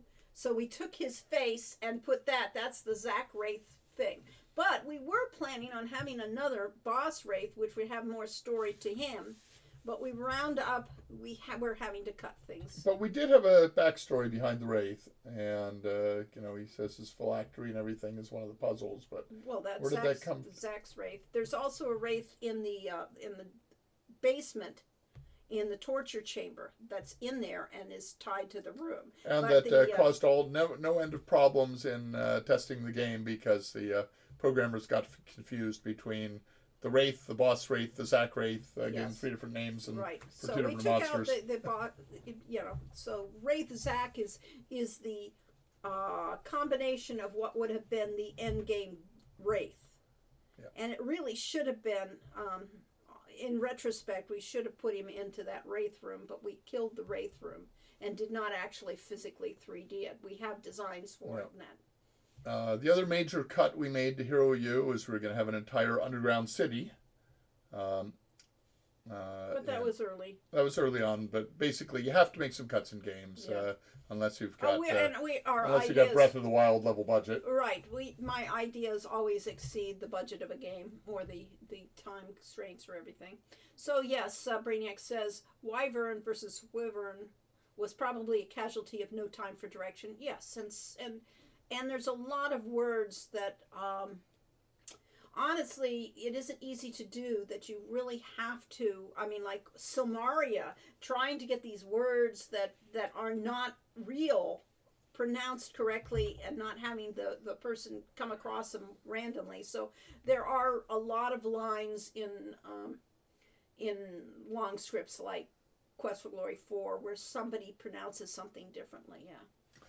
So with OSU talking about the script being about 3 times the length of major Disney production role, the agent budgeted it based on the number of lines, and you have an expectation when you're doing voiceover for an animation series or something like that. Of a line is look over there, and Laurie does not write lines like that very often. No. So yes, says, that was the other problem. Back in the reign of Tutankhamun, and several paragraphs later, you've done one line. Webhead says, I remember John Rhys Davis in a show called The Sliders. It was a sci-fi show where a group of people went to a different universe. It introduced me to the concept of multiverse when I was in elementary school. Yes. Or when we were 50. Yeah. Yes, it takes time not to just warm up the vocal cords, but to get into character. Yes. And the Dr. Cranium voice actor was so perfect, too. Yes. Yeah. Dr. I Cranium? liked most of the voices for Quest for Glory 4. They were very good. There were and you had a superior... there are a couple that I have problems with. I wasn't fond of Igor's voice. And I really wasn't fond of the fact that Hans and Fran had the same damn voice that they were imitating. The least they could have done was get somebody else. Like that. Yes. But I figured they were, Hans, Franz, and Yvonne, they were probably brothers. They were never brothers. I figured they're probably villagers, and that's that thing. So, but yeah. There's at least one Shadows narrator line with trailing off, how corny can you get? That folks honestly wonder if it was in the script or was honest JRD commentary. I'd have to actually hear it. I don't know that he did too many ad libs on this because he played it mostly straight, yes. But was having fun. But with we it. were letting people do that though. I completely forgot he was in that. Yes. So on Tilly's Tale, where what's our star actress? Zara Fuzzle. Zara Fuzzle did the spelled Zara. Did Tilly and Tilly's Tale, and she had to stop multiple times while reading the script to burst out laughing. To get rid of the giggles. So yeah. That is so perfect and stuff like that. So it took a little extra time to get that done. So there's a discussion of Sliders, and then I completely forgot he was in that. Yes, that's where I first knew who he was. Of course, we knew him from Indiana Jones. That was probably our first intro to. Where'd you get the one idea for the Dark One's rituals? Kind of a cross between. Well, I mean, the whole game is built out of, horror story and film tropes. Yes. And then I had been involved with a quasi-satanic church for a while, so we had, all the rituals that, Aleister Crowley wrote the whole series of impossible to perform dark rituals, like in the late 1800s, early 1900s, and then Anton LaVey had a book called The Satanic Rituals, so that's where we got the name Mavoozle from. And on more mundane things, it was kind of the broken staff type of thing. There's 5 parts to the staff that you have to find. So from a D&D standpoint, it came out of that, was to find the 5 pieces of the staff and put it together, and we just called it. So one of the classic D&D magic was the staff of 7 parts. And we decided to make it a few less than that, but it's basically the idea that you have a really powerful magic item that's been broken, and by putting it back together, you'll once again have a powerful magic item. And let's see, it was a great element of the story. Yes, it was sort of like becomes the main puzzle, that it gives you something to hold the whole thing together. You're going for those 5 parts. So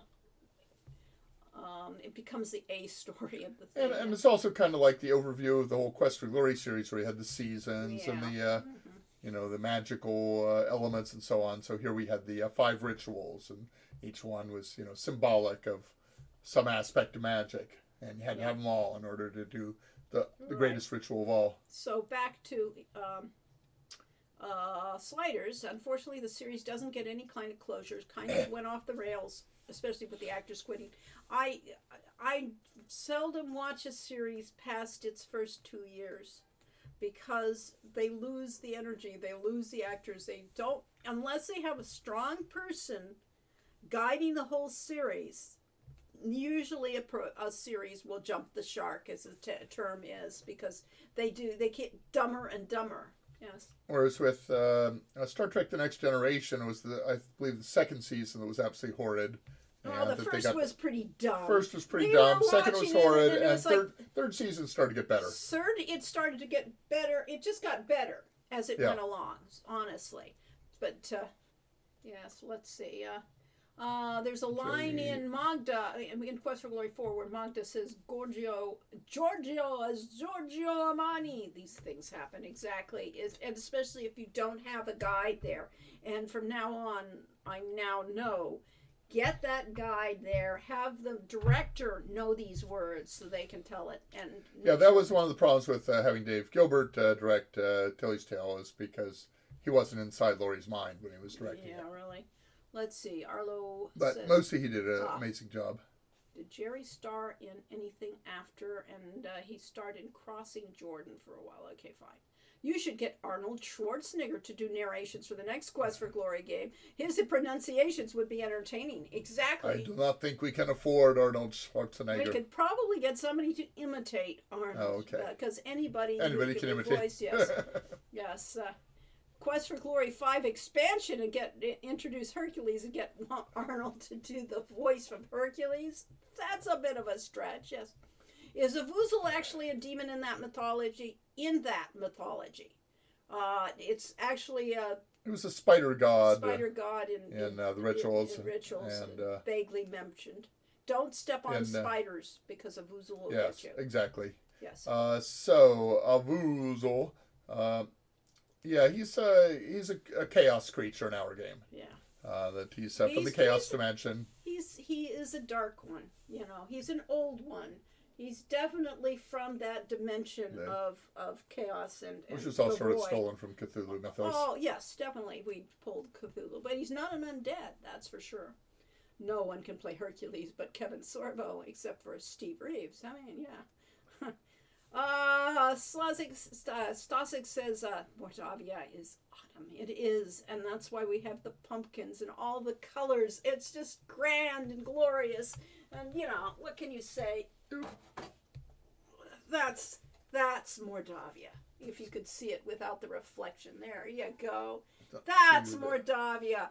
Pumpkins and jack-o'-lanterns and leaves falling, and the world is in decay, and it's all in darkness. So yeah, it's covered with shadows of darkness. Yes. There's so much layering in your game. The biggest onion of all. Yes. Yes, there's both darkness and shadows of darkness. All right, Arlo's going off. I thought Task Times and Tone Town had the same multiverse idea as Sliders, but turns out Gramps in the game invented a machine that brings your dreams to reality or something. I've never even heard of Task. I've heard of it. Okay. Yeah, but I have not played it. The older I get, the more I'm against open-ended serial TV shows. It seems better when they have the set story they want to get to. I agree. Yeah, the modern trend has been the miniseries. So they had Roots. Yes. that basically went through the book routes and told the whole story. Having a mini series makes total sense. Game of And Thrones. knowing where you're going to go before you write the script, and not have the Game of Thrones series, which totally went off the rails the last season, that destroys it. Well, that's only because George R. R. Martin didn't write new stuff fast enough. Well, I know, but they shouldn't have written done the series until they knew where their ending was And going the to shark get. jumping. Yes. The Good Omens series have been very good. Mandalorian is enjoyable popcorn. Yes. Unfortunately, that's a deliberate choice for a lot of creators, including Greg Weisman. Weisman. Yeah. He said he would never really end Gargoyles as a story.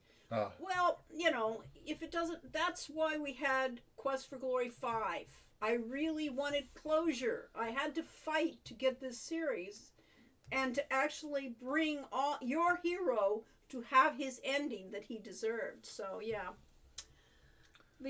Which is Paladin, getting married, at which point your life's basically over. yeah, it is. Getting everything you ever wanted, being the leader of the free world. Leader that of the sort of pack. thing. Yeah, these are or not, which the Paladin has that choice. The Paladin playthrough of Quest for Glory 4 was really well developed with the Piotr arc. Yeah, hard to disagree there. Why we need okay, Spider God. I'm out of here. Yeah. And we had the very interesting metaphor of the old man and Anna, and I think the old man had a name, but you mostly don't see it ever. Yeah. And the idea is, which is it better to be, senile or dead? And the conclusion is, better to be a ghost. Although here, better to get some closure in your life. I felt like they changed their favorite character from thief to paladin. Only way to get the true Quest for Glory experience is to hack your saved character file after Quest for Glory 2. I see. Was a Voozle an eldritch abomination? That's as good a definition as... Yeah, so it'd be Eldritch with a TH, not Eldridge with Eldridge Cleaver. All right, yes, Eldritch right. Cleaver is someone else entirely. Here we go. That line about people being offended or no, it's that it is physically painful to hear a bad grammar. Yes, it's physically painful for Cord to see a misspelled word. Yes. Where can I get a Mardavian print like that? Well, we should sell them, but do we have any up on? We have a on our your yes, whatchamacallit thing. Yeah. We have a cheap version of it on Cafe Press, so you have to go to our website. I don't think we can find it. Yes, you can. No, go to our Hero U. Go to Hero U. Hey, Heroes Tail End doesn't exist anymore. No. How dare they? HeroU.com. Okay. Now go to store. Store. Now scroll Okay. down. So for the rest of you, I went to hero-u.com, and then on the menu at the top, I clicked on the link Store. And that took me to the Hero University Store, because the Heroes Tail End no longer exists. We have this nice unicorn mouse pad, or a Pegasus mouse pad, which is very similar to my mouse pad. What a coincidence. But the closest we get to Mardavian is the Hero's Journal, which has that big thing in front of it. Oh, well. And... can you blow it up? No, I did. That was the blow up. I don't think we have any other things right now. And the ornaments are just come back, so you can get a... So the Hero's Journal is a blank book that you can do your own drawing or writing and be creative in, and has a lovely Halloween scene on the cover. But I guess we should... oh, wait, what about posters and art? No. I guess we should put some posters and art on there. Or we should sell it a different way. Yeah, well, that would involve actually getting around to it. We so need we to should get put it up this. on Cafe Press. Yes, there's so much that we need to should put it up in Cafe Press, because then we don't have to... because it doesn't actually do a good poster there. Otherwise, we would have it. Because otherwise we have to warehouse them.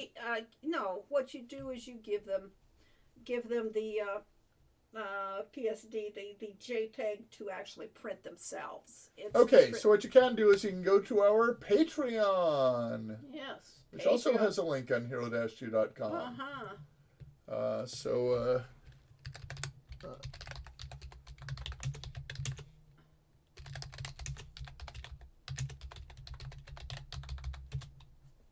Yes. One of an entire, yes. A Vuzel is one of an entire species of dark ones, yes.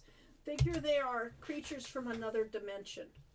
And so, yes, do you have those posters up there? Maybe. We can search for, there's a shop, but we don't have a shop. We could put a shop on Patreon We now. could. Start selling digital products. Yeah, we could. We could Sell set that up. digital media to anyone. Hey, we Wow. got to do that. Yeah, except we were giving them away. Member posts. Yeah. Well, yeah, but free. There were free to backers.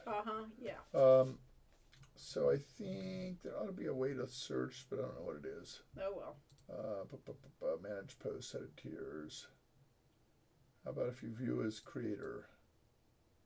I'll view as public, actually. Well, Yeah, no. yeah. I'll view as creator. Yeah, you can search for if you're a member. Okay.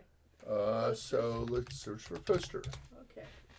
Showing posts with poster. Here's some flower posters. Here is that There thing you I can just showed have you, the that Pegasus lovely, and a Roman the whole, garden. The whole Pegasus Here one. is the Dryad and the Stag. Yes, these are all available off there. I don't know why it's... Here's Scream. I don't know. Oh, those Happy Halloween from Halloween last year. posters. Let's see. We have the We have Happy Halloween. Holidays. We'll have a lot of holidays. So all sorts of stuff available to our patrons. And you can download those and make them into Now, wallpapers. many of these are available to the public, but not all of them. And you really ought to become a patron if you want a lot of stuff like that, because you should support the cause. But if you wanted to just get free stuff, because we are generous, Enjoy it for free. I'll tell you how. But you can then search. Now, if we search for poster, you can get the same things, but I don't know if you can actually download them. Let's see. It says unlock 165 exclusive posts, join a community of 174 members. Join now. We were up to 200 at one point, but we kind of got a little slow on posting, and people figured they already had all they wanted. Brainiac says that a series should have a plan, but absolute closure is not. Well, Ooh. Yeah. So you can really blow that up. Yeah, you can. So that's one of my favorite images. Yeah. My desktop image, if I were to close everything and go to the desktop, beep. This is my desktop, and this is a scene that JP painted that we eventually digitized for that movie. And this is Sardonia at night. I don't know about the book, but I'm convinced Game of Thrones, the TV show, was written by a pervert. Well, that's the book for you. Larry gave up in the book when the wolves... Yeah, I threw the book away the first time I read it, yes. Mistreated, abused. Don't worry. He will finish the Song of Ice and Fire some years. Game of Thrones taught me not to trust the author for sure. That is, yes, exactly, yes. Quest for Glory might have closure, but Gloriana continues on. Yes, and that's having limited series set in the same universe with different characters. That's a story. That's how you make things. And there's a third book of King Killer coming out anytime now? The world persists. That's the difference to me. Yes, I agree. The only alternative leads to Quest for Glory 10, Heroes in Space. Now, some authors are more prolific than we can go back to a webcam. Yeah, okay. Nikolai was the old man's name. Oh, thank you, yes. Was his last name Tolstoy? We may never know. Yes. And actually... We'll not tell. Brainiac says you can become a paladin as a thief at the end of Quest for Glory 2. Yes, but it's just not a very narrow without path. sacrificing the experience. Having to hack the file. I see. Yes, exactly. Bill says, I forget to mention it till now, but during trick-or-treating, a time of kids coming to my house, I played my DVD of Young Frankenstein. It's a better movie than I remembered. It's a great movie. It is a great movie. It's definitely... Great comedy movie. Yes. Adventurous, secret passages in a castle, and it's almost unique in its compassionate handling of the creature. Yes. And the Colonel's Bequest has an Easter egg reference to Young Frankenstein. Yeah. The thief must seriously reform in between Quest for Glory 2 or 3 or something when he becomes a paladin. Putting on the Ritz. You have to avoid a few things in Quest for Glory 2, but the points you do get for paladin behavior intend to exactly offset, still giving you a 500 points final score. Yes. Sorry, my thumbs can't grammar well. It's basically a legitimate alternate way to play. Yay! Yes, exactly. Which is our intention. Our intention is for there to be many ways for you to play, depending on the way you like to play games. Yes. And for people that think of themselves as adventure gamers, you can avoid a lot of the combat and stuff. Yes. For people who see themselves as role-playing gamers, you can kind of cheese your way through the story to some extent. Right. Arlo says I think you can't break into people's houses and steal stuff. It's like you're not even playing as a thief. Yes.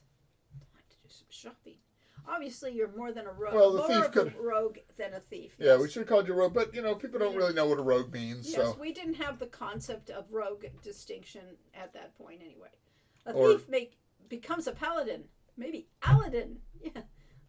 Yes. yes, Aladdin. Aladdin. Yes, Aladdin the Paladin. Yes. Since reaching adulthood, I feel less comfortable robbing people in quest for glory. May totally leave Sarah's dung and Isher's safe though. Well, there you go.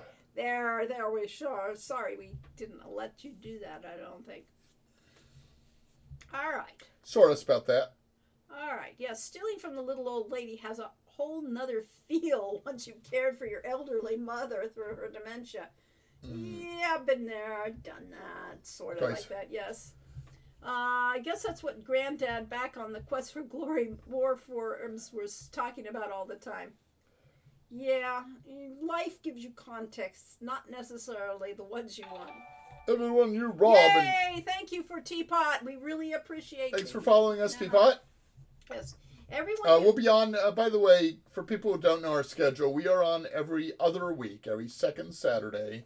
And you just have to figure out which Saturday that is. Yeah. We also have a YouTube channel called Hero U Rogue Redemption is the name of the channel. And I repost all of these Twitch streams to YouTube afterwards. So on Twitch, they stay up for 2 weeks. YouTube, they stay up forever. Yeah. I've never figured out how they makes any economic sense. But somehow They YouTube do. keeps letting us post stuff there. Brainiac says, everyone you rob in Quest for Glory is obviously corrupt or necessary to save the world. For instance, that innocent old lady in Spielberg? Explain that transforming cat if she's not secretly an evil sorceress. That thing totally breaks Irana's peace spell. Well, it's within her own home. Yeah, it is. It's within the same... And if she is a sorceress... Licking she's got you her own into predictions, submission. Yes. Not in Quest for Glory 4, yes.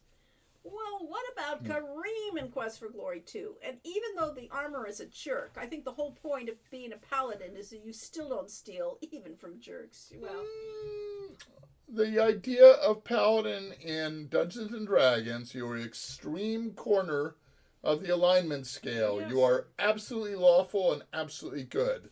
And we determined before we started making Quest for Glory that Yep. that's not actually possible at times. Yep. So our trade-off is the Paladin is absolutely good. yes. And then he He's strives lawful to, when appropriate. When appropriate, yes. And if he has to break the law, If he's in Rasir and the laws are all perverted and twisted and bad, Paladin does not follow those laws. He yes, does what's right, yes. And Webb which has- is extremely arrogant. well, yes, it's self-centered and it has total confidence in your worldview, which is a dangerous thing. Except that in our world, we have the concept that there is something like the Force, and they're tapping into the Force, and that is the universal good, that they are really tapping into. So they aren't just on their own. That power doesn't come just from them. So they're tapping into the world. Yeah, as far as stealing the bellows, that you can either borrow the bellows from his store display, or you can win the arm wrestling match with Isser. Weapon Chops of Isser, by the way, is by A. Van Vogt. Oh, the thief Excellent. steals gold from beneath his anvil. Okay, he can. Doesn't mean he has to. Yes, and stealing the bellows doesn't bar you from becoming a paladin. Yes. Hello, everyone. I hope you're well. Said Bears Who Care. We are well. We're having a good time. Welcome. Welcome. So, anyone who's so self-centered as not to want to save the city Yeah. for his minor personal possession, his personal possession has to go for the greater good. Yeah. That's what paladins are all about. Right. It's the greater good. Yes. That's so much for that moral dilemma. Yes. That's what I'm saying. You have to forego the greatest thief moments to make Paladin. Yes, alas. So much fun doing the back and forth messaging with Boris, the gatekeeper, and Olga. I'm glad you enjoyed that. Yeah. And to be fair, says Brainiac, we don't even have to hack even without the conversion in game, since Quest for Glory 3 and Quest for Glory 4 allow you to swap class on import. Yeah, that was because of a bug in the character save stuff. So we had it. And Quest for Glory 5 only allows you to switch to a Paladin because we assume you can, that the other ones weren't bugged. Oh well. Quest for Glory 4 was awesome with so many voices. It was, and we really had great voice acting in that. Quest for Glory 5 isn't bad, I'll tell you. That's one of the high points of my game industry career, is getting to produce the voice acting. Thief to Redemption. Let's see. Arana believed in castle doctrine, apparently. Robbing poor Nikolai doesn't count. Well, yes. I love the concept of a neutral good paladin. It really solves a lot of problems. Actually, the reason we came up with a neutral good paladin is because how can you be a paladin to a god of chaos? I mean, you can't be a lawful good paladin serving a god that isn't at all lawful. So we had long since, had moral debates on what a paladin could do. Having played very little D&D, that just sounds like a deluded zealot. Scary, yes. It is. I mean, the initial D&D, with its strong alignment system, meant that your paladins really were zealots. So when Advanced Dungeons and Dragons came out, they set the rules for minimum and maximum stats for each thing, and to be a paladin, you had to have a minimum intelligence score of at least 9 on a 3 to 18 scale. But before that, on original Dungeons & Dragons, when I played with a group in Chicago, we had a house rule that no paladin could have an intelligence higher than 8. And the idea was that anyone who follows the rules that slavishly has got to be really stupid. So. Yeah. And Brainiac says, oh yes, Pally's sense of the essential rightness of the universe is very egocentric in a real-world context. And very, very scary in a real-world context. Unless there is an essential rightness to the universe. And they're correct, yes. Yes. So the problem with real life is that words are really easy to say whatever you want to say with them, and some people are deluded and others are con men that are able to use the same words as a paladin, sound just like a paladin, and be absolute scum and villainy. Yeah. A personal quote of mine is, "There is balance in all things. Live in symmetry with the world around you. If you must blow things up and steal from those around you, that's what RPGs are for." Yay! Yay! Yes. And Arlo says, I've decided to play it, robbing that about to Quest for Glory 4. It is to break into Nikolai's house early in the game when everyone in the town is still hostile to him and he's feeling threatened. He opens the chest with the locket, realizes he can't go through with it, and puts it back. Later, after Nikolai dies, breaking back into his house again to take his stuff, at which point he also stumbles on the diary that tells him how to get into the castle, is perfectly ethical since Nikolai is dead and has no heirs. Right, there we go. I don't know, it should go into probate. The court should decide.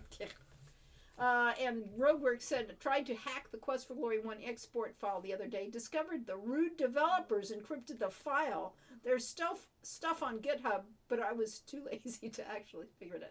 And there are import modifiers programs if you want to go that route. Yeah, I did very simple encryption of the stats and stuff on the character saves, and it was designed to be reversible and worked really well until one developer didn't understand the concept of a bit number or a bit flag, and instead thought it was a bit number, not the same, and that another developer, then me, original developer, had no idea that by the time we were on game 3 that the experience points numbers would balloon to be well beyond the 15-bit limit that we had set for it. So I think Stasek says, I would also generally not break in until after he's united with Anna. Yeah. Mm-hmm. That's perfectly reasonable. And Brainiac says that's one of the big thief moments. That or killing Lori Petrovich sets your honor to zero. Even though, Lori would probably be happier if he were dead than being a giant cockroach. But, yeah.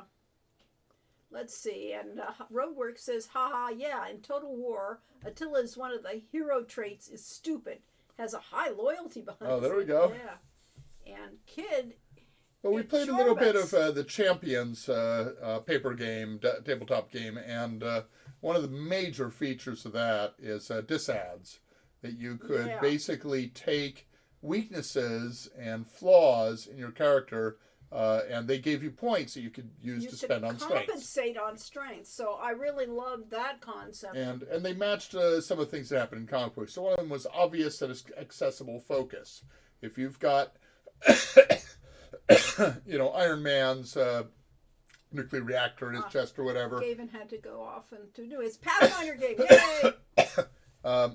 Then that could be attacked by an enemy, so that's a disadvantage. But that lets you have a higher power rating. Yeah. Kid says Iran is such a fantastic case of understatement doing more. High magic doesn't have to be dramatic. Present tense wonderworking, upteen dice lightning bolts. It can be a gentle presence from the past, strewing the world with public works projects. When you get to chill in these beautiful little islands of silence and quiet, amidst all the heroic hubbub and fighting and whatnot, that's a very magical in a way that sticks with you. Very well said. Yes. In a sense, we avoided. I drank all my tea. We avoided the idea of, Christian religion or any major religion in the games. But in a sense, Arana is God. She's not God. She is. She's the one that has, tried to bring order to the universe, but in her very small way. No, she's trying to bring peace and happiness in her small way. Yes, not the same thing as. Okay, fine. Yes, and raising a hand against Lori is a crime against the universe itself. Yes. Role-playing grenades. Raising hand against Lori. Yes, I know. Oh, let's see. What's the backstory of Arana? How did she come to be? Let's see. She. It's on our Patreon. It is on our Patreon? I think so. Okay. Go look on our Patreon. I don't remember it, though. So, Lori wrote a series of articles on the women of Quest for Glory, and I reposted a few of them to Patreon. Yes, and I think Arana's up there. I think Arana's in there. Yes, she's got a kind of tragic backstory. After all, you don't get to be this, that kind of a person without having to go through the pain to know these things, to appreciate it. Let's see. Yeah. Yes, Brainiac says, no, killing Petrovich is not the worst thing you can do. It's cure him, make him back to human again, and then kill him. Yes. I see. That's pretty scummy. Let's see, the Dark Mistress. Women, yes. Okay, so here on our Patreon, which we linked earlier. Let's see, was this there? Still in the link? Yeah. There's our Patreon. Here on our Patreon, over on the right-hand side, is a recent post. I did a search for Irana, and that brought up the Dark Mistress of Mordavia. And here are the previous posts in the series. And one of those posts was One Light in the Darkness. It was released 13 days early. That's what I generally do, is I release about 2 weeks early for members and let everyone read it after that. Yeah, so you get... So as a non-patron, you can go to our Patreon and read most of the stuff there. Because we're not there to make a fortune from it. I mean, maybe we should be greedier, but we're not. We don't care. This isn't how we make our living. So One Light in the Darkness, Part 2. Let's see. Keep swinging. I want to see how much it tells you. Yeah. Okay. It gives a basic. It gives you a backstory. Magical beginnings. There we go. Long ago before the... Why don't you read that part? Well, because I'm not sure this is canon now. All right. Long before the game series begins, Spielberg was a flourishing valley of farms and trade. It was also a powerful nexus for magic. Fairy folk journeyed to the valley to draw upon its magic to create items of power. A lovely young woman named Elena from one of the nearby villages discovered that she had a talent for magic, but her parents tried to discourage her from becoming a spellcaster. Magic only leads to a life of loneliness and solitude, they said. Do you really want to live like the old healer in the woods? Everyone comes to her for favors, and no one really likes her. Better you should marry a nice boy, settle down, have children, and forget this foolish magic stuff. She's Jewish? Yeah, clearly. But Elena could not deny the magic she felt in her very being. One night she wrote a long, tearful farewell to her family and ran away from home. She sought out the healer in the woods and asked to become her apprentice. There, Elena's magical talents developed and grew. This is really going to be very long if I keep doing it. But, the long story short, Anyway, she had a daughter. she met an elf lord who came to, So, recharge his it's magical one staff. more paragraph. Read it. All right. So powerful was her magical ability that she soon attracted the attention of an elf lord who had come to the valley to recharge his magical staff. He soon seduced Elena, but Elena stole his heart as well. So while his duty to his people and his queen kept him away most of the time, he returned whenever he could to Spielberg and his beloved Elana.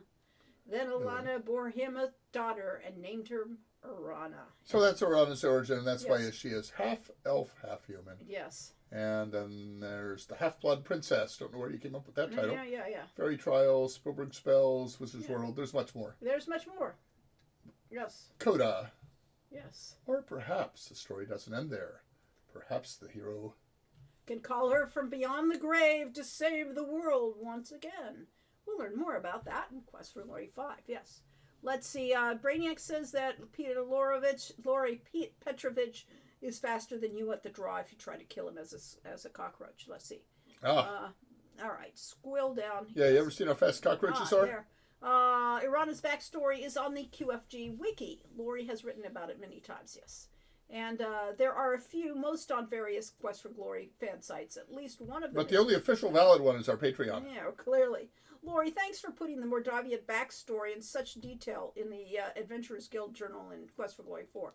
Well, I'm glad that it works for you, yes. Let's see. And I co-wrote that. All right. Killing human Lori or trying to steal a locket a second time are the two actions that set your honor to 0 and 4. You are definitely a thief and not a rogue then. This or maybe an backstory assassin. about Katrina was superb. Yay, I'm glad you liked that. I remember reading it on your whole... Oh, yeah, the Hero You Glabog. Yes, that's where... So yes, it was, I have reprinted selective things from the Hero U Yay, blog. thank you very much, Stasek. School for Heroes blog to hear. Yes. Live trade incoming. Well, yes. Well, Hilariously, you do not get 0 honor for trying to attack Tanya, Toby, or anything in that room, but considering you're in a DMW state after that, it's Dead not... Man Walking. Yes, you monster. Yes, exactly. Sounds like you might be one of the few people out there who's replayed Quest for Glory 4 more than me. Let's see.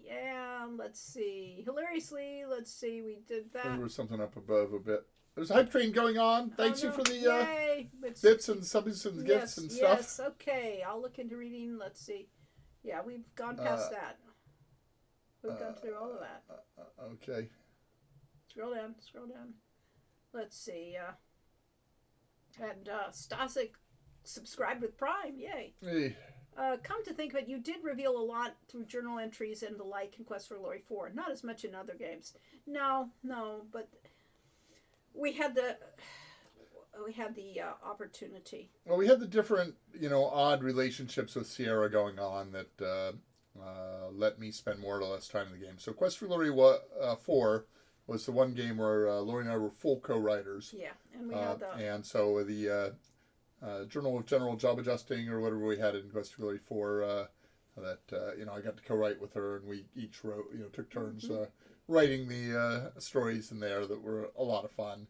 And but they also give you, backstory and stuff. And in Road to Redemption, we took a different approach, which was there's a lot of backstory. It's just she made me write it all. Right. Lots of backstory in it, and it's all embedded in the game, so that you don't have a single reference to it.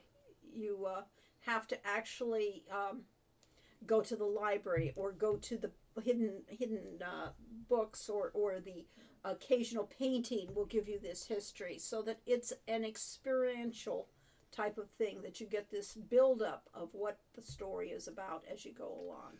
Yeah, so the giant book that you can read in the library is interesting. That gives you backstory that's partly Laurie's and partly from the Half-Wittenberg door of those characters.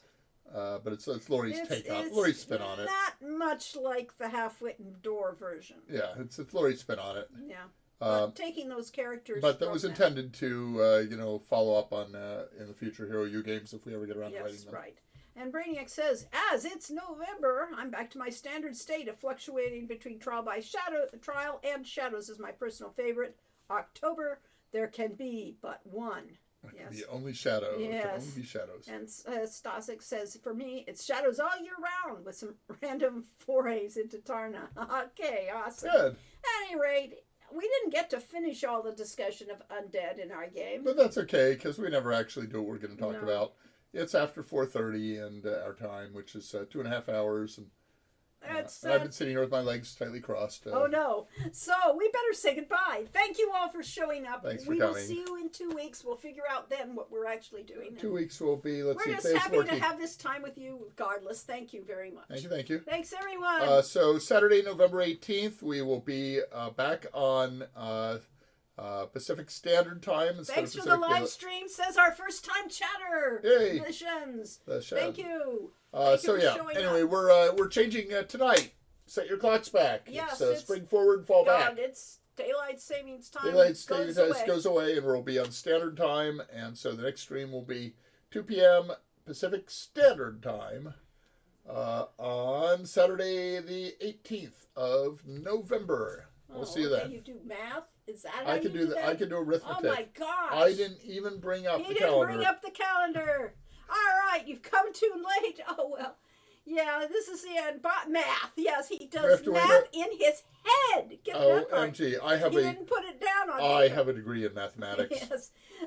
Until next time, be safe and well, Coles in chat. Yes, everybody. I think we have to wait the 30 seconds for Hype Train it's not going to happen. It's not going to happen. So, anyway, no, bye-bye. we're level 1. Bye-bye. Okay. Bye. Be well. Enjoy. Play some more Quest for Glory. Visit our Patreon.